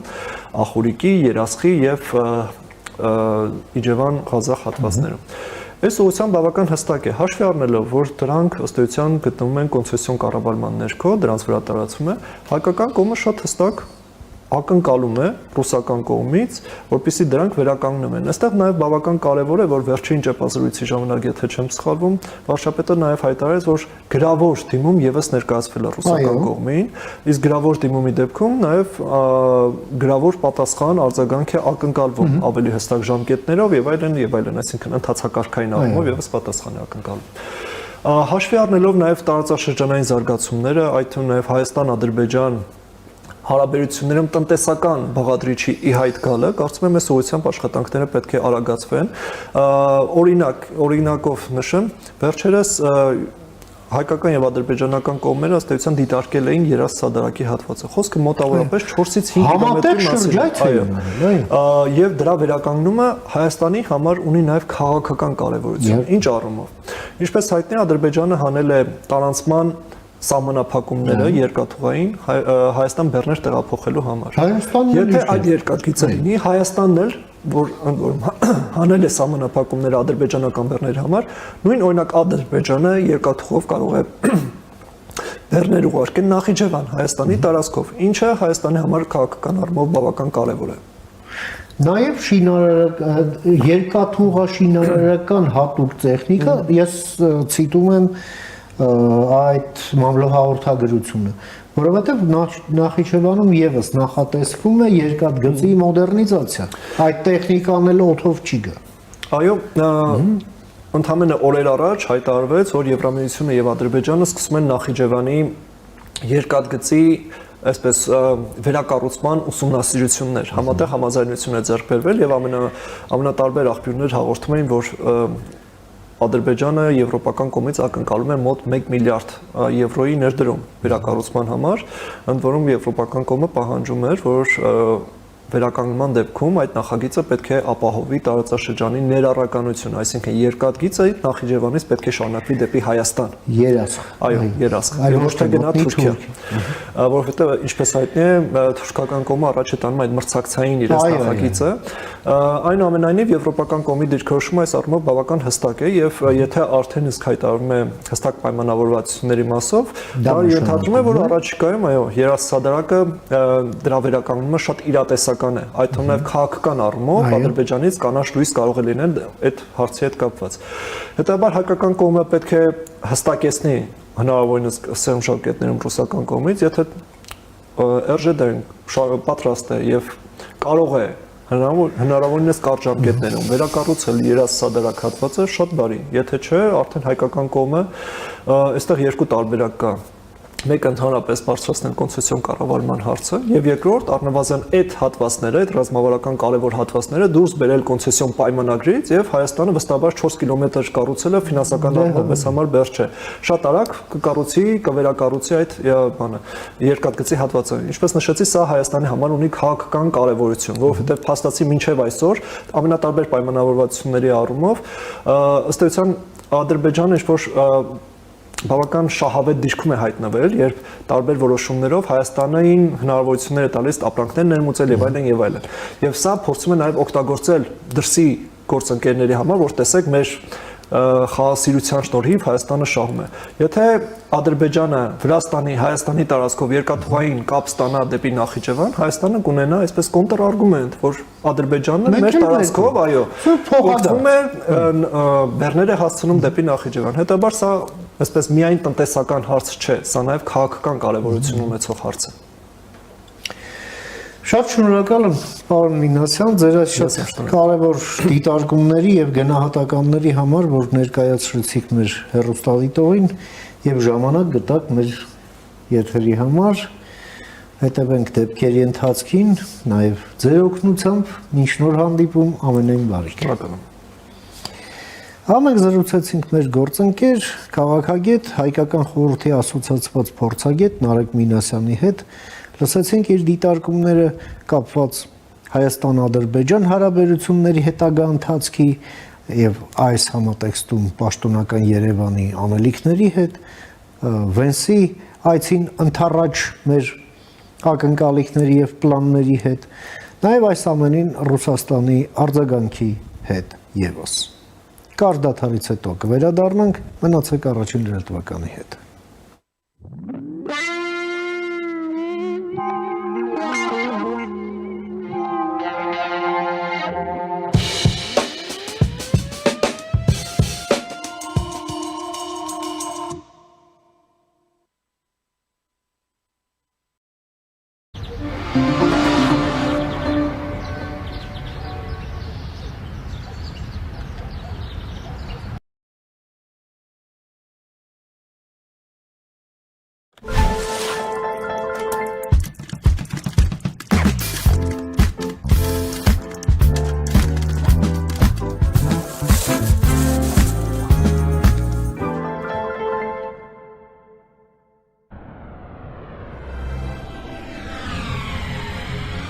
«2026-ին Եվրոպան 75%-ով ավելի մոտ է լինելու։ Իդեալ համակարգը բացում է եվրոպական որակի եւ նրբագեղության դռները ձեր առաջ։ Հնարավորություն ընձեռելով ձեռք բերել եվրոպական արտադրողների լավագույն նմուշների նշված տեսականին մինչեւ 75% բացառիկ զեղչով։ Կան տարբերակներ, կա իդեալական տարբերակ։ Մանրամասները idealsystem.am։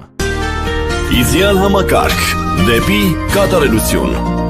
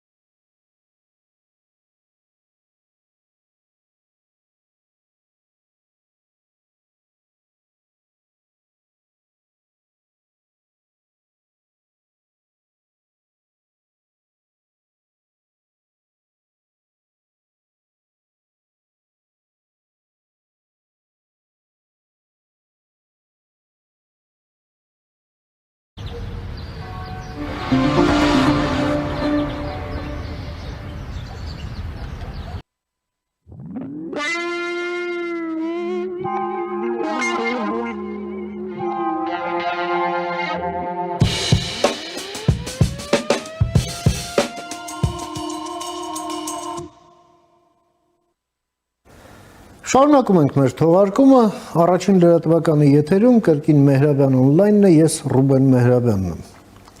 Շարունակենք օրվա թեման, ինչպես արդեն այս թողարկման սկզբում էր ասացի, Հայաստանը պատրաստվում է J.D. Vance-ի այցին, հայտնի է թե ինչ փաստաթղթեր են ստորագրվելու, այս ամենը շարունակությունն է այն գործընթացի, որը մեկնարկել է դեռ անցյալ տարվա հունվարի 14-ից, այսինքն դեռ նախորդ վարչակազմի օրոքեր Հայաստանը եւ Միացյալ Նահանգները ռազմավարական գործընկերության մասին խարճա ստորագրեցին, դե հետո օգոստոսի 8, հետո Հայաստան-Ադրբեջան process եւ ահա հունվարի 14-ին շրջանակային փաստաթուղթ TRIP-ի հետ կապված եւ հիմա էլ այն հուշագրերի ուղղությամբ եւս արդեն գործնական փաստաթղթեր Միացյալ Նահանգների հետ։ Դες այսօր Ռուսաստանը, այսպես բոլոր զինատեսակներից, պատկերավոր ասած, դիվանագիտական զինատեսակներից եւ մակարդակներից գնդակներ արձակեց Հայաստանի ուղղությամբ Լավրով, Թուրքիայի պաշտոնական Թուրքիե պարբերականում անդրադարձավ սովետական Ռուսաստանի վճռորոշ դերին ժամանակակից Թուրքիայի ձևավորման հարցում, նաև խոսեց 3+3 ձևաչափում process-ները արագացնելուն ուղղված ջանքերի մեծացման անհրաժեշտությանը իր հավակնությունները ներկայացնելով մեր տարածաշրջանում այնուամենայնիվ մնալ ձիու վրա։ Նրանից հետ չմնաց իր մամլոք հարտուղար Մարիա Զախարովան պատասխանելով լրագրողի հարցին հայտարարեց, որ Ռուսաստանը պարզվում է պատրաստ է TRIP-ին միանալու շուրջ լայն խորհրդակցությունների հայկական կողմի հետ։ Մինչդեռ ավելի վաղ վարչապետն առաջարկել էր նրանց հենց այն հատվածները վերակառուցել, որոնք Հայաստանի երկաթուղիները կապում են մեր հարևանների երկաթուղային համակարգերի հետ եւ ձևավորվի ըստ այդմ փոխկապակցվածություն։ Մարիա Զախարովան այդ սլաքը նորից շրջում է TRIP-ի ուղղությամբ, մինչդեռ TRIP-ում Ռուսաստանն ուղղակի անելիք չունի։ Եվ այդ երրորդությունն ամբողջացնում է Ռուսաստանի արտգործնախարարության մի դեպարտամենտի, որը կոչվում է Եվրոպական պրոբլեմների դեպարտամենտ արտգործնախարարությունում, դրա ղեկավար Ոման Վլադիսլավ Մասլեննիկով, որը ուղղակի սկսեց սպառնել Հայաստանին, որ հաշվի առնելով թե ինչ տրանսֆորմացիաների է ենթարկվում Եվրամիությունը հիմա եւ ինչ սրընթաց ձևով է վերածվում ագրեսիվ ռազմաքաղաքական մի դաշինքի, դա տիպիկ Բրեժնևյան ժամանակի այսպես ռետորաբանություն է, նրանք մտահոգված են, որ Հայաստանն այնուամենայնիվ արագացված տեմպերով շարժվում է դեպի անդամակցում եւ նա հույս է հայտնում, որ Երևանը գիտակցում է, թե ինչ վնաս դա կարող է հասցնել մեր դաշնակցային հարաբերություններին, որ նաև շեշտում է, որ դուք ԵԱՏՄ անդամ եք, նաև հետխորհրդային տարածքի ինտեգրացիոն process-ներին։ Ահա այսպիսի երրորդություն ազդակների Ռուսաստանից։ Փորձենք հասկանալ այստեղ Հայաստանի անելիքները, փորձենք հասկանալ, թե այս ամենը ինչպես է կոռելացվում խաղաղության գործընթացի հետ, փոխկապակցվածության, ձևավորման գործընթացի հետ եւ ընդհանրապես հասկանանք մեր անելիքները, ի վերջո մենք ով ինչ էլ ասի, մենք պետք է առաջ տանենք մեր շահերը։ Եվ այս ամենը մենք ինչ քննարկում ենք, տեղի ունենում նաեւ նախընտրական համատեքստում։ Եվ ուրեմն փորձենք հասկանալ եւ այդ նպատակով մի հարգարժան հյուր եմ հրավիրել մեր տաղավարում, սիրով ուզում եմ ներկայացնել, մեր հյուրն է քաղաքագետ, տարածաշրջանային հարցերով փորձագետ Արմեն Պետրոսյանը, բարև ձեզ, պարոն Պետրոսյան, ուրախ եմ նորից ձեզ տեսնել, շնորհակալ եմ հրավերս ընդունելու համար։ Շնորհակալ եմ հրավերի համար։ Եվ ուրեմն, ահա այսպիսի դասավորություն ունենք այս պահի դերությամբ, ինչպես ասում են, այս քաղաքական պահին, նախ ձեր մեկնաբանությունը որից հետո հասկանանք ինչ անենք դրա հետ, համեցեք։ Շնորհակալ եմ։ Դուք շատ հանգամանորեն եւ նաեւ պատկերավոր ներկայացրիք ռուսական կողմի վերջին հայտարարությունները։ Դա պետք է հստակ ցուցիչ լինի, որ այս տարվա ընթացքում առնվազն մինչև ընտրությունները ռուսական կողմից նման բազմաշերտ ակտիվություն է լինելու Հայաստանի հետ կապված տարբեր ուղղություններում։ Այս պահին իհարկե հիմնականում դիվանագիտական մակարդակում են մեջբերումները, բայց բոլոր հնարավոր մակարդակներում մենք պետք է ակնկալենք նման գործընթացներ, ընդ որում դրանք կարող են լինել նաև սինխրոնիզացված Հայաստանի ներսում որոշ process-ների հետ եւ ինչու ոչ այստեղ էլ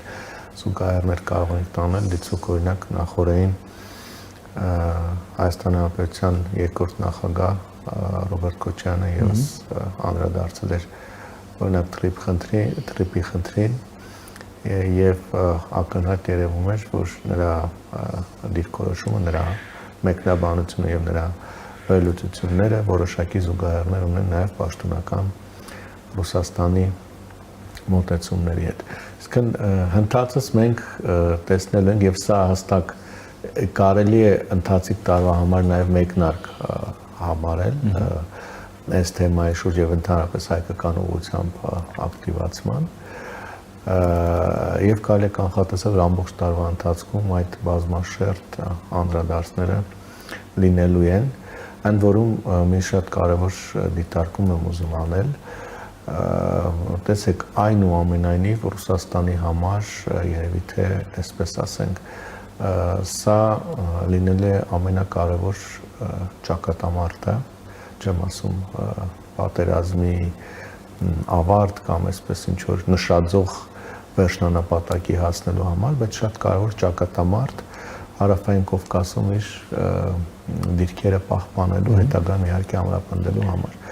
Այսինքն այս ժամանակահատվածը մի քանի ամիսներ է մինչև ընտրություններ եւ բուն ընտրությունների նախընթաց օրերը շաբաթները Ռուսաստանի համար լինելու են այդ պատկերավոր ասած ճակատամարտը եւ պետք է եւ անկախ ամեն ինչից օբյեկտիվ փորձենք գնահատել այս Ռուսաստանի ակտիվացումը ինքը կանխատեսելի է, ինքը անգամ նորմալ է, հաշվի առնելով այդ երկրի ռազմավարական շահերը մեր տարածաշրջանում, ձգտումները հետխորհրդային ընդհանրապես հետխորհրդային տարածաշրջանում եւ իհարկե նաեւ օբյեկտիվ հնարավորությունները, որոնք կան իդեմս ուրեմն Հայաստանում ներքաղաքական զարգացումների տարածաշրջանային ընդհանուր իրողությունների Իրանի շուրջ process-ը ասենք,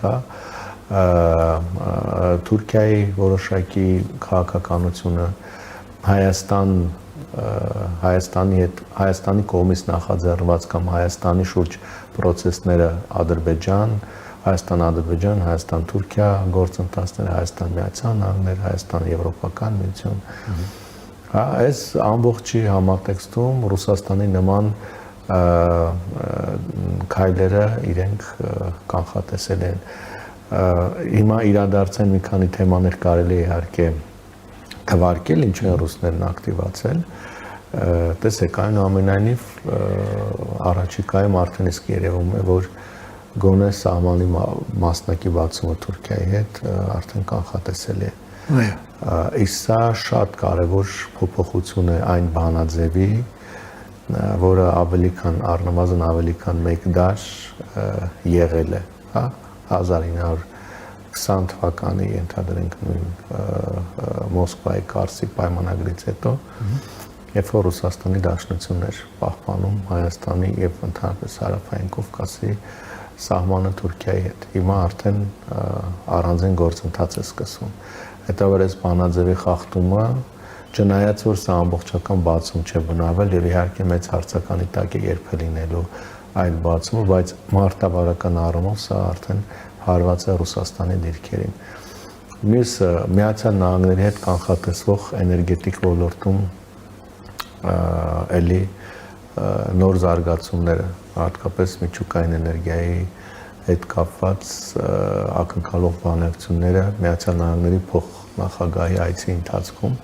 եւ հնարավոր ձեռքբերվելիք պայմանավորվածություն։ Սա եւս մի ռազմավարական ոլորտ է, որտեղ Ռուսաստանն ունեցել է մենաշնորհ եւ շատ մեծ հարցականի տակ է հայտնվում Ռուսաստանի այդ մենաշնորհը։ Եվ արդեն ռուսների համար կարծես թե որոշակի առումով ընկալելի չդարձած, բայց հստակ խնդիր գնահատվող եւ դրա դեմ կոնկրետ գործողություններ ակնկալվող TRIP նախագիծը, որը դարձյալ ռազմավարական հարց է Ռուսաստանի համար, որտեղ սա էլ խախտում է մեկ այլ բանաձև Հայաստանի ապաշրջափակման մասով եւ որպես Ռուսաստանի Դաշնության համար կարևորագույն ուրեմն ուղղություն, որտեղ իր ներկայությունն ապահովելով ինքը փորձելու էր ուրեմն ազդեցության թեկուզ սահմանափակ, բայց որոշակի լծակներ պահպանել Հայաստանի, Ադրբեջանի եւ ինչու ոչ նաեւ Թուրքիայի վրա, որպես 2020 թվականի նոյեմբերի 9-ի Եռակոմ փաստաթղթից մնացած ուրեմն վերջին 9-րդ կետի ուրեմն անձեռած հնարավորություն, որը փաստացի օգոստոսի 2025-ի օգոստոսի 8-ից հետո չկա։ Իսկ այն մարտավարական կորուստները, որոնց մասին ես արդեն նշեցի հերթով, դրանք բնականաբար կանխատեսելի են դարձնում, որ Ռուսաստանը պետք է նմանատիպ վարքագիծ դրսևորի, հատկապես կրկնում, երբ Հայաստանի համար օբյեկտիվ հնարավորություններ կա Հայաստանի տարածքում, Հայաստանում ակնկալվող ներքաղաքական պրոցեսների համատեքստում ինչ որ գործողություններ իրականացնելու։ Պարոն Պետրոսյան, այս ամենի ֆոնին բնականաբար շատ օրինաչափ հարց է առաջանում, որն է ըստ այդմ Հայաստանի առավել օպտիմալ դիրքորոշումը կապված այս ռուսական սպառնալիքների հետ, մանավանդ մենք տեսնում ենք, որ պաշտոնական Երևանն է ուղղակի հիբրիդային պատերազմի մասին բաց տեքստով խոսում։ Եվ դրա հիմնավորումներն է բերում, ասենք, արտաքին հետախուզության ծառայությունն իր ամենամյա զեկույցում դրան, ասենք, ուրեմն նվիրված մի ամբողջ գլուխ այդ զեկույցում հրապարակելով։ Իհարկե Հայաստանը ասելը դա իհարկե միայն պաշտոնական Երևանը չէ, այլև քաղաքական դասն է իր ողջ բազմազանությամբ, դա փորձագիտական հանրությունն է, մամուլն է, հասարակության ակտիվ սեգմենտներն են։ Այնուամենայնիվ այդ ամենը տեղավորվելու է եւ պետք է տեղավորվի մի շատ բանական ինտեգրալի մեջ, եւ սպասարկի մեր շահերը ապահովագրելով մեզ այն վտանգներից, որոնք կարող են լինել հյուսիսից։ Եվ ուրեմն, ձեր կարծիքով, ինչպես մենք այս ամենին արձագանքենք, թե հենց հրապարակային, թե օպերատիվ հարթություններում համեցեք։ Շատ կարևոր հարց եք տալիս, պարոն Միրաբյան, սա այն հարցն է, որի շուրջ պատասխանները պետք է այսպես ոչ թե մի հոգու խելքի բանն է, այլ իհարկե շատ լուրջ քննարկումներ, այո։ Նայեք, այսօրվա աշխարհը եւ այսօրվա տարածաշրջանը ինքը թույլ չի տալիս երկարաժամկետ կտրվածքով պլանավորումներ անելը։ Այսինքն մեր խնդիրը առնվազն կարճաժամկետ եւ միջնաժամկետ հեռանկարում մեր խնդիրները քարտեզագրելն է եւ այդ խնդիրների չեմ ասում լուծմանը, այստեղ լուծման մասին խոսելն էլ ծիծաղելի այսօր աշխարհի պայմաններում այդ խնդիրների կառավարմանը միտված սցենարների մշակումը եւ իրականացումը։ Ըստ այդմ կարճաժամկետ եւ միջնաժամկետ հեռանկարում միջնաժամկետը այս պահին դնում ենք ենթադրենք առաջին կիսամյակը, այսինքն Հայաստանում ընտրական process-ի ավարտը, իսկ կարճաժամկետը դիցուկ վաղը եւ 1 շաբաթ հետո, 1 ամիս հետո, որովհետեւ մեր տարածաշրջանում այնպիսի զարգացումներ են տեղի ունենում, որ ամեն օր կարող է իրավիճակ փոխվել։ Հետևաբար, եթե ոչ գծային, այլ կալեյդոսկոպիկ այսպես։ Հիմա մենք դնենք եւ հասկանանք Հայաստանի անվտանգային մարտահրավերները եւ Հայաստանի խնդիրները առհասարակ։ Առաջին այսօրվա ենթադրենք հենց հիմա ժամներ նայենք, ենթադրենք ժամը 20-ի սահմաններում մենք փորձում ենք քարտեզագրել մեր խնդիրները։ Երկու հիմնական կանխատեսելի խնդիր մարտահրավեր ունենք այս պահին։ Դա առաջին հերթին Ռուսաստանի վարկագիծն է եւ կրկնում դա օբյեկտիվ է։ Ինչքան էլ հիմա մենք էմոցիոնալ փորձ ենք քննադատել, անգամ եթերից դուրս հայհոյել եւ այլն, բայց դա շատ օբյեկտիվ վարկագիծ է, որը պետք է լինի, որովհետեւ այս տարածաշրջանը Ռուսաստանի համար չափազանց կարեւոր եւ ռազմավարական տարածաշրջան է։ Այսինքն Ռուսաստանի գործողությունները միշտ պետք է լինեն կանխատեսելի։ Ես հերթով թվարկեմ խնդիրները, հետո հատատ նշեմ, թե որ ուղղությամբ ինչ քայլեր պետք է արվեն։ Երկրորդ խնդիրը մեզ համար դա Իրանի հետ կապված զարգացումներն են։ Որտեղ այնուամենայնիվ մենք չգիտենք ինչպիսի քայլեր, գործողություններ կնախաձեռնի Միացյալ Նահանգները։ Հենց հանգստյան օրերի։ Այո, այսօր ես էլի առիթ ունեցել եմ կանխատեսել, որ եթե գործողություն լինի, մինչև 2 շաբթի ինչ որ բան պետք է լինի հաշվի առնելով նախորդ փորձերը, եթե չէ, ուրեմն գոնե բանակցությունների շուտ պայմանավորության մասին կհայտարարվի։ Իսկ ինչ որ հանգուցալուծում միջնաժամկետ այս 2-3 օրվա ընթացքում պետք է կանխատեսել Իրանի հետ կապված, բայց անգամ այդ պարագայում դա չի կարելի համարել որևէ պարագայում վերջնական լուծում։ Այսինքն միջնաժամկետ հեռանկարում էլի պետք է կանխատեսել, որ Իրանի հետ կապված կարող են լինել process-ներ, որոնք առնվազն հումանիտար, լոգիստիկ, քաղաքական առումով ես խոսում եմ միջնաժամկետ հեռանկարի համար, այսինքն դիցոք մինչև ընթացիկ տարվա կես կարող են մեզ համար խնդիրներ առաջացնել։ Այսինքն սա միանշանակ պետք է հաշվարկել եւ հասկանալ ինչպես է սա կառավարվելու։ Պատկերացրեք, ասենք Աստված մի արասի այնպես իրավիճակ ստեղծի, երբ որ Իրանում հնարավոր սցենարներից գոնե էլի միջին վտանգավորության ինչ որ բան տեղի ունենա, այսինքն գոնե առնվազն մի քանի օր հնարավոր ռազմական գործողություններ պատրեն, սա ուղիղ կերպով մեզ վրա ազդեցություն ունենալու է։ Չի կարելի բացառել, որ դա կրիտիկական ինչ որ կետ կարող է լինել, օրինակ նույն հյուսիսից ավելի ակտիվացման ուղղությամբ։ Սա երկրորդը։ Հիմա մյուս հարցերը, այնուամենայնիվ մենք Ադրբեջանի եւ Թուրքիայի հետ ունենք կարգավորման գործընթացներ, եւ այստեղ էլ հաստատուն բան չկա։ Այս ուղղությամբ, եթե այնտեղ մենք ունենք մարտահրավերներ, այդ նշածս երկու ուղղությամբ, այստեղ ունենք խնդիրներ եւ անորոշություն։ Այո, իսկ այս խնդիրները ինչ են ենթադրում, որ առնվազն այս երկու դերակատարների վարկագծերը պետքա փորձել կառավարել։ Այսինքն որևէ կերպ չպետք է խնդիր առաջացնել այն խաղաղության գործընթացը, որ կա, դրա անգամ իներցիոն ընթացքի հետ կապված։ Նույն թրիպի հետ կապված է պետք է process-ը անպայման, որտեղ թրիպը այս պայն ակնհայտ է արդեն թե Թուրքիայի համար, թե Ադրբեջանի համար առաջին նախապայմանն է Հայաստան-Ադրբեջան եւ Հայաստան-Թուրքիա կարգավորման գործընթացի մասով։ Միացյալ Նահանգների ներգրավվածությամբ, այլ դերակատարների ներգրավվածությամբ թրիպը անընդհատ պետք է լինի Հայաստանի Հանրապետության օրակարգում եւ անընդհատ պետք է իրականացվեն քայլեր ցույց տալու համար, որ process-ը ընթացքում է եւ հայկական կողմը չի դադարեցնում, հակառակը չի, այսպես ասենք, հետաձգում, ձգձգում, անգամ ներքաղաքական process-ներով պայմանավորված, անկախ ամեն ինչից այս process-ը ընթանում է։ Եվ զուգահեռաբար պետք է փորձել այդ համագործակցության միջավայրը Թուրքիայի եւ Ադրբեջանի հետ պահպանել, որտեղ կրկնում, եթե մենք մարտահրավերներ ունենանք նաեւ այս երկու ուղղություններից նշանակում ենք մեր բոլոր սահմաններից մենք փաստացի ունենալ ենք խնդիրներ։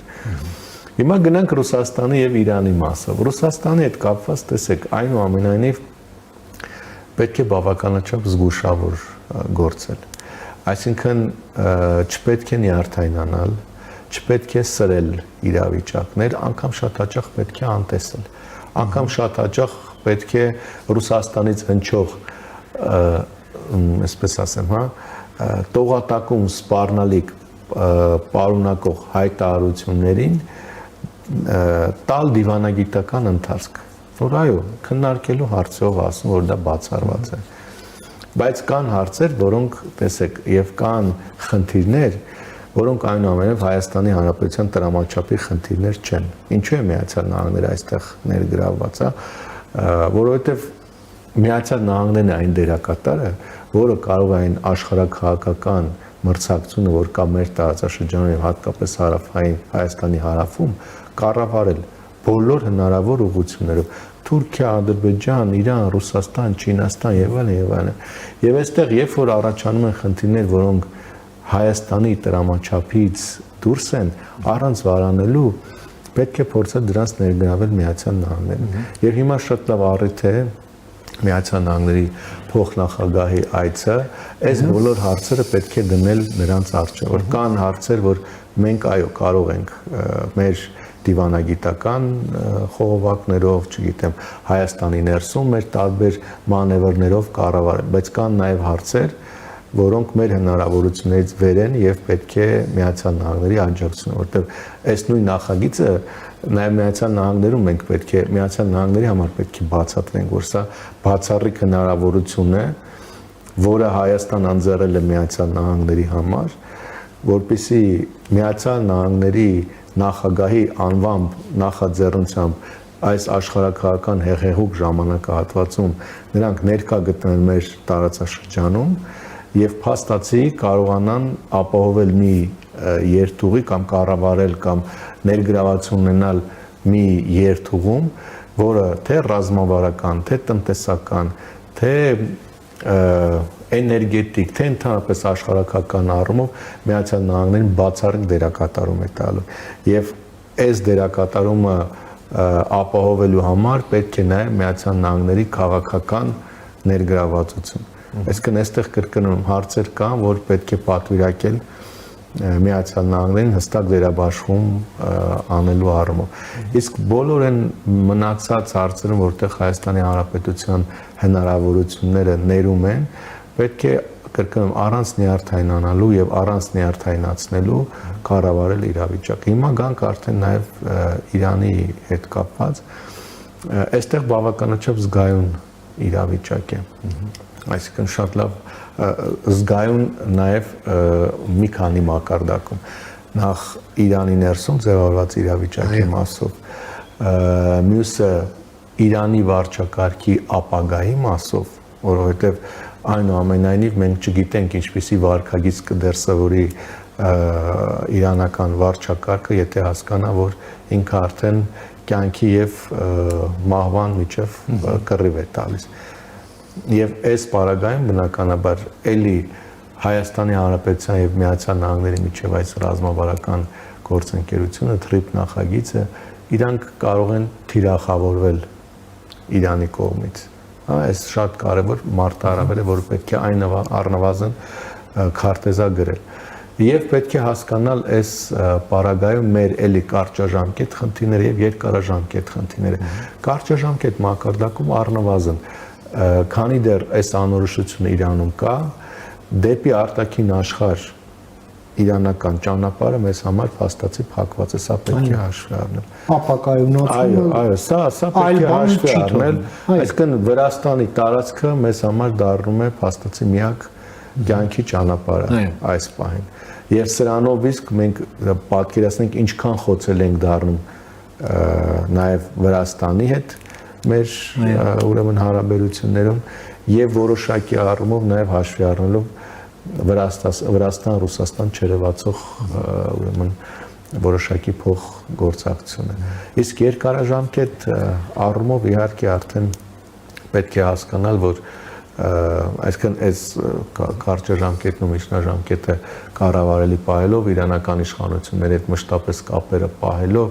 չեզոքությունը մշտապես պահելով, բայց նաև երկարաժամկետի էլ պետք է պատրաստվել առնվազն գոնե սցենարային լուծումներ ունենալ եթե դիցուկ օրինակ մի քանի ամիս տևողությամբ ինչ որ հակամարտություն են լինում, այդտեղ հստակ հումանիտար խնդիրներ միանշանակ առաջանալու են,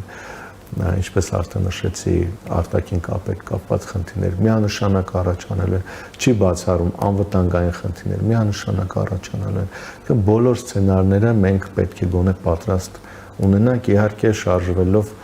օրվա խնդիրների թելադրմամբ։ Եվ ամփոփելով, պարոն Պետրոսյան, զուգահեռաբար ընթանում է բավականին մի ուշագրավ process, նույնպես Վենսի այս այցին ընդառաջ, արդեն Դավոսում էլ հայտնի էր, որ Վենսը գալու է, Ալիևի ելույթը, երբ ուղիղ մի տարի առաջ, նույն հունվարին, հենց նոր տարվա տոներին, անմիջապես հաջորդած օրերին, մի ռազմատենչ ելույթ եղավ, Հայաստանը ֆաշիստական պետություն է, Զանգեզուրի միջանցք, ադրբեջանցիների վերադարձ հայրենիք եւ այլն եւ այդպես շարունակ։ Երկաթե Բռունցք, անցել է մի տարի, մի աղավնի։ Եվ ասում է, որ կոնֆլիկտի էջը փակ է, խաղաղության ժամանակաշրջան ենք թևակողել, ավելին մենք արդեն տնտեսական համագործակցության շրջան ենք բացում։ Համեցեք։ Տեսեք, այն ամենայնիվ ես տարածաշրջանային հարցով փորձագետ լինելով TRIP նախաձեռնության եւ ընդհանրապես ամերիկյան համաձայնությունների նշանակությունը մշտապես գնահատել եմ առավելապես աշխարհակահաղական եւ տարածաշրջանային ներկա իրողությունների պայմաններում։ Տեսեք, մենք չունենք մեծ հաշվով գետնի վրա process։ Մենք ունենք փաստաթղթեր, մենք ունենք պայմանավորվածություններ, որոնք իրենցով մեզ համար լրջագույն անվտանգային խնդիր են լուծում։ Հասկանում եք։ Պատկերացրեք այս պայմանավորությունները դեռ գետնի վրա ոչինչ process չունենա։ Միայն այդ փաստաթղթերի առկայության փաստով մենք արդեն ունենք կարճաժամկետում, մենք արդեն մեր համար, ես դրա համար նշեցի, պատկերացրեք, ասենք հանում ենք օգոստոսյան պայմանավորվածությունները, իսկ մենք կարանք դա հանենք։ Եկեք հանենք, չկա ենթադրում։ Անցյալ տարի ինչ որ կերպ կարողացանք անվտանգային մարտահրավերը լուծել, ագրեսիա չեղավ եւ այլն։ Հիմա գալիս ենք 2026 թվականի մեկնարկ, ունենք այն ինչ որ Իրանի հետ է կատարում, ունենք Հայաստանի ներքաղաքական process-ներ, ունենք Ռուսաստանի նման վարքագիծ, որ կապ չունի թրիպկա թե չկա, այս ժամանակահատվածը Ռուսաստանի համար շատ կարևոր է, որում եթե խաղաղության process-ն էլ չկար, որովհետև սա այնուամենայնիվ այս խաղաղության օրակարգը ինքը ներքաղաքական առումով գործող իշխանության դիրքերը բավականաչափ ամրապնդում է։ Հիմա պատկերացնում եք ինչպիսի վտանգավոր իրավիճակ են։ Դրան գումարած Ադրբեջանի շարունակող վարքագիծը ագրեսիվ, ընդ որում այդ վարքագիծը շատ ավելի անհամեմատ ավելի վտանգավոր եւ ագրեսիվ էր դառնալու հաշվի առնելով այն ինչ տեղ ունեցավ ենթադրենք Վենեսուելայում, այն ինչ իրականացեց Իսրայելը իր հարևանությամբ Իրանի հետ եւ շարունակում է այս բանը իրականացնել Լիբանան, Սիրիա եւ այլն։ Դրան գումարած Թուրքիայի էլի վարքագիծը, որ ամեն կերպ աջակցելու էր Ադրբեջան։ Այսինքն այն բոլոր 4 ուղղություններով մենք ունենալու ենք լրջագույն անվտանգային չեմ ասում այլ խնդիրներ, լոգիստիկը չեմ ասում, հումանիտարը չեմ ասում, առնվազն անվտանգային լրջագույն սպառնալիք։ Որում էգզիստենցիալ մակարդակի եւ դա չափազանցություն չէ։ Այո։ Կան չէր բացառում ամենա այսպես կանխատեսելի սցենարը ձեզ ասեմ։ Եթե Միացյալ Նահանգներ Իրան գործողությունը ինքը շարունակվեր առնվազն 1 ամիս, ես վստահ եմ Ադրբեջանը այստեղ գործողություն անելու էր, եթե չլիներ TRIP-ի պայմանավորվածությունը։ Սա հստակ, այսինքն նույն օգոստոսի պայմանավորվածությունը օգոստոսյան իրենք ինչու տեղի ունեցան, որովհետև հունիսյան պատերազմը ընդամենը 12 օր տևեց։ Եվ իրենք հասկացան, որ Միացյալ Նահանգներն է այստեղ կառավարում։ Միացյալ Նահանգները ունի այն ներուժը, որ ինչպես Իրանին կհարվածի, այնպես էլ Իսրայելին կասի բավական է կռվես։ Այնպես էլ տարածաշրջանի մյուս երկրներին կասի Կատար դու սպասի, Իրանը քեզ պետք է հարվածի, որ մենք այս պահին այս իրավիճակը հանդարտեցնենք եւ հասկանանք հետո ինչ ենք անում։ Այս առումով եմ նշում, որ ինձ համար թրիպի անկախ դրանից կրկնում, հիմա թրիպի օբյեկտիվ էլ խոսենք, թրիպի իրականացման հետ կապված բազմաթիվ խնդիրներ այս պահին կան։ Նույն Ռուսաստանի վարքագիծը շարունակում է խնդիր առաջանալ, իրենց այս կառուցողական հայտարարությունները առնեն, որ իրենք պատրաստ են բանակցել մաս դառնալ, դա նշանակում է իրենք պատրաստ են իրենց այո Իրանի հետ կապված խնդիրը, եթե այստեղ երկարաժամկետ անկայունությունները հաշվի առեք, որ այս ճանապարհը չի աշխատել, հատկապես միջազգային նշանակության ոչ մեկ չի գալու այստեղ փող դնի, որպեսզի ասենք ենթակառուցվածքներ կառավարեն, եթե սահմանից այն կողմ ընդամենը մի քանի 100 մետր, ասենք կա ինչ որ անվերահսկելի անկառավարելի իրավիճակ։ Այս բանին մենք պետք է հասկանանք, կրկնում եմ, ինձ համար գործընթացները Հայաստանի շուրջ տարածաշրջանում աշխարհում կարճաժամկետն է, որը վաղվանից սկսած կամ այսօր մի քանի ժամից սկսած կանխատեսելիություն են պահանջում եւ միջնաժամկետը գոնե Հայաստանի համար մինչեւ այս ընտրական process-ի ավարտը տեսանելի ժամանակային հորիզոն է այս պահի դրությամբ։ Շատ շնորհակալ եմ, պարոն Պետրոսյան, ձեր շատ կարևոր դիտարկումները եւ գնահատականները մեր հեռուստադիտողին ներկայացնելու եւ ձեր ժամանակից մեր եթերին հատկացնելու համար։ Հետևենք ձեր ասած ժամանակային հորիզոնն աչքի առաջ ունենալով դեպքերի ընթացքին, նաեւ ձեր օգնությամբ։ Միշտ նոր հանդիպում, ամենայն բարիք։ Մենք զրուցեցինք մեր գործընկեր, քաղաքագետ, տարածաշրջանային քաղաքականության հարցերով փորձագետ Արմեն Պետրոսյանին, լսեցինք իր դիտարկումները կապված մեր տարածաշրջանում այս պահի դրությամբ ձևավորվող իրավիճակի, հնարավոր սպառնալիքների, հայ-ռուսական հարաբերությունների եւ հայ-ամերիկյան հարաբերությունների, նաեւ Հայաստան-Թուրքիա, Հայաստան-Ադրբեջան հարաբերությունների, Իրանի շուրջ հնարավոր զարգացումների հետ։ Այսօր թերևս այսքանը հարգարժան տիկնայք եւ պարոնայք, կհանդիպենք արդեն Կիրակի օրը, Կիրակնորյա լրատվական վերլուծականի շրջանակներում, խաղաղություն եւ բարին ընդ ձեզ։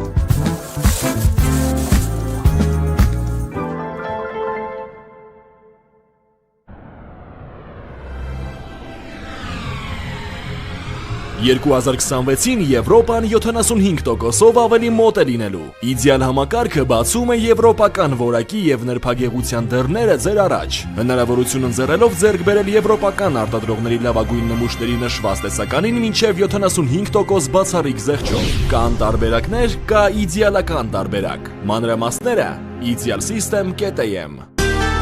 Իդեալ համակարգ դեպի կատարելություն։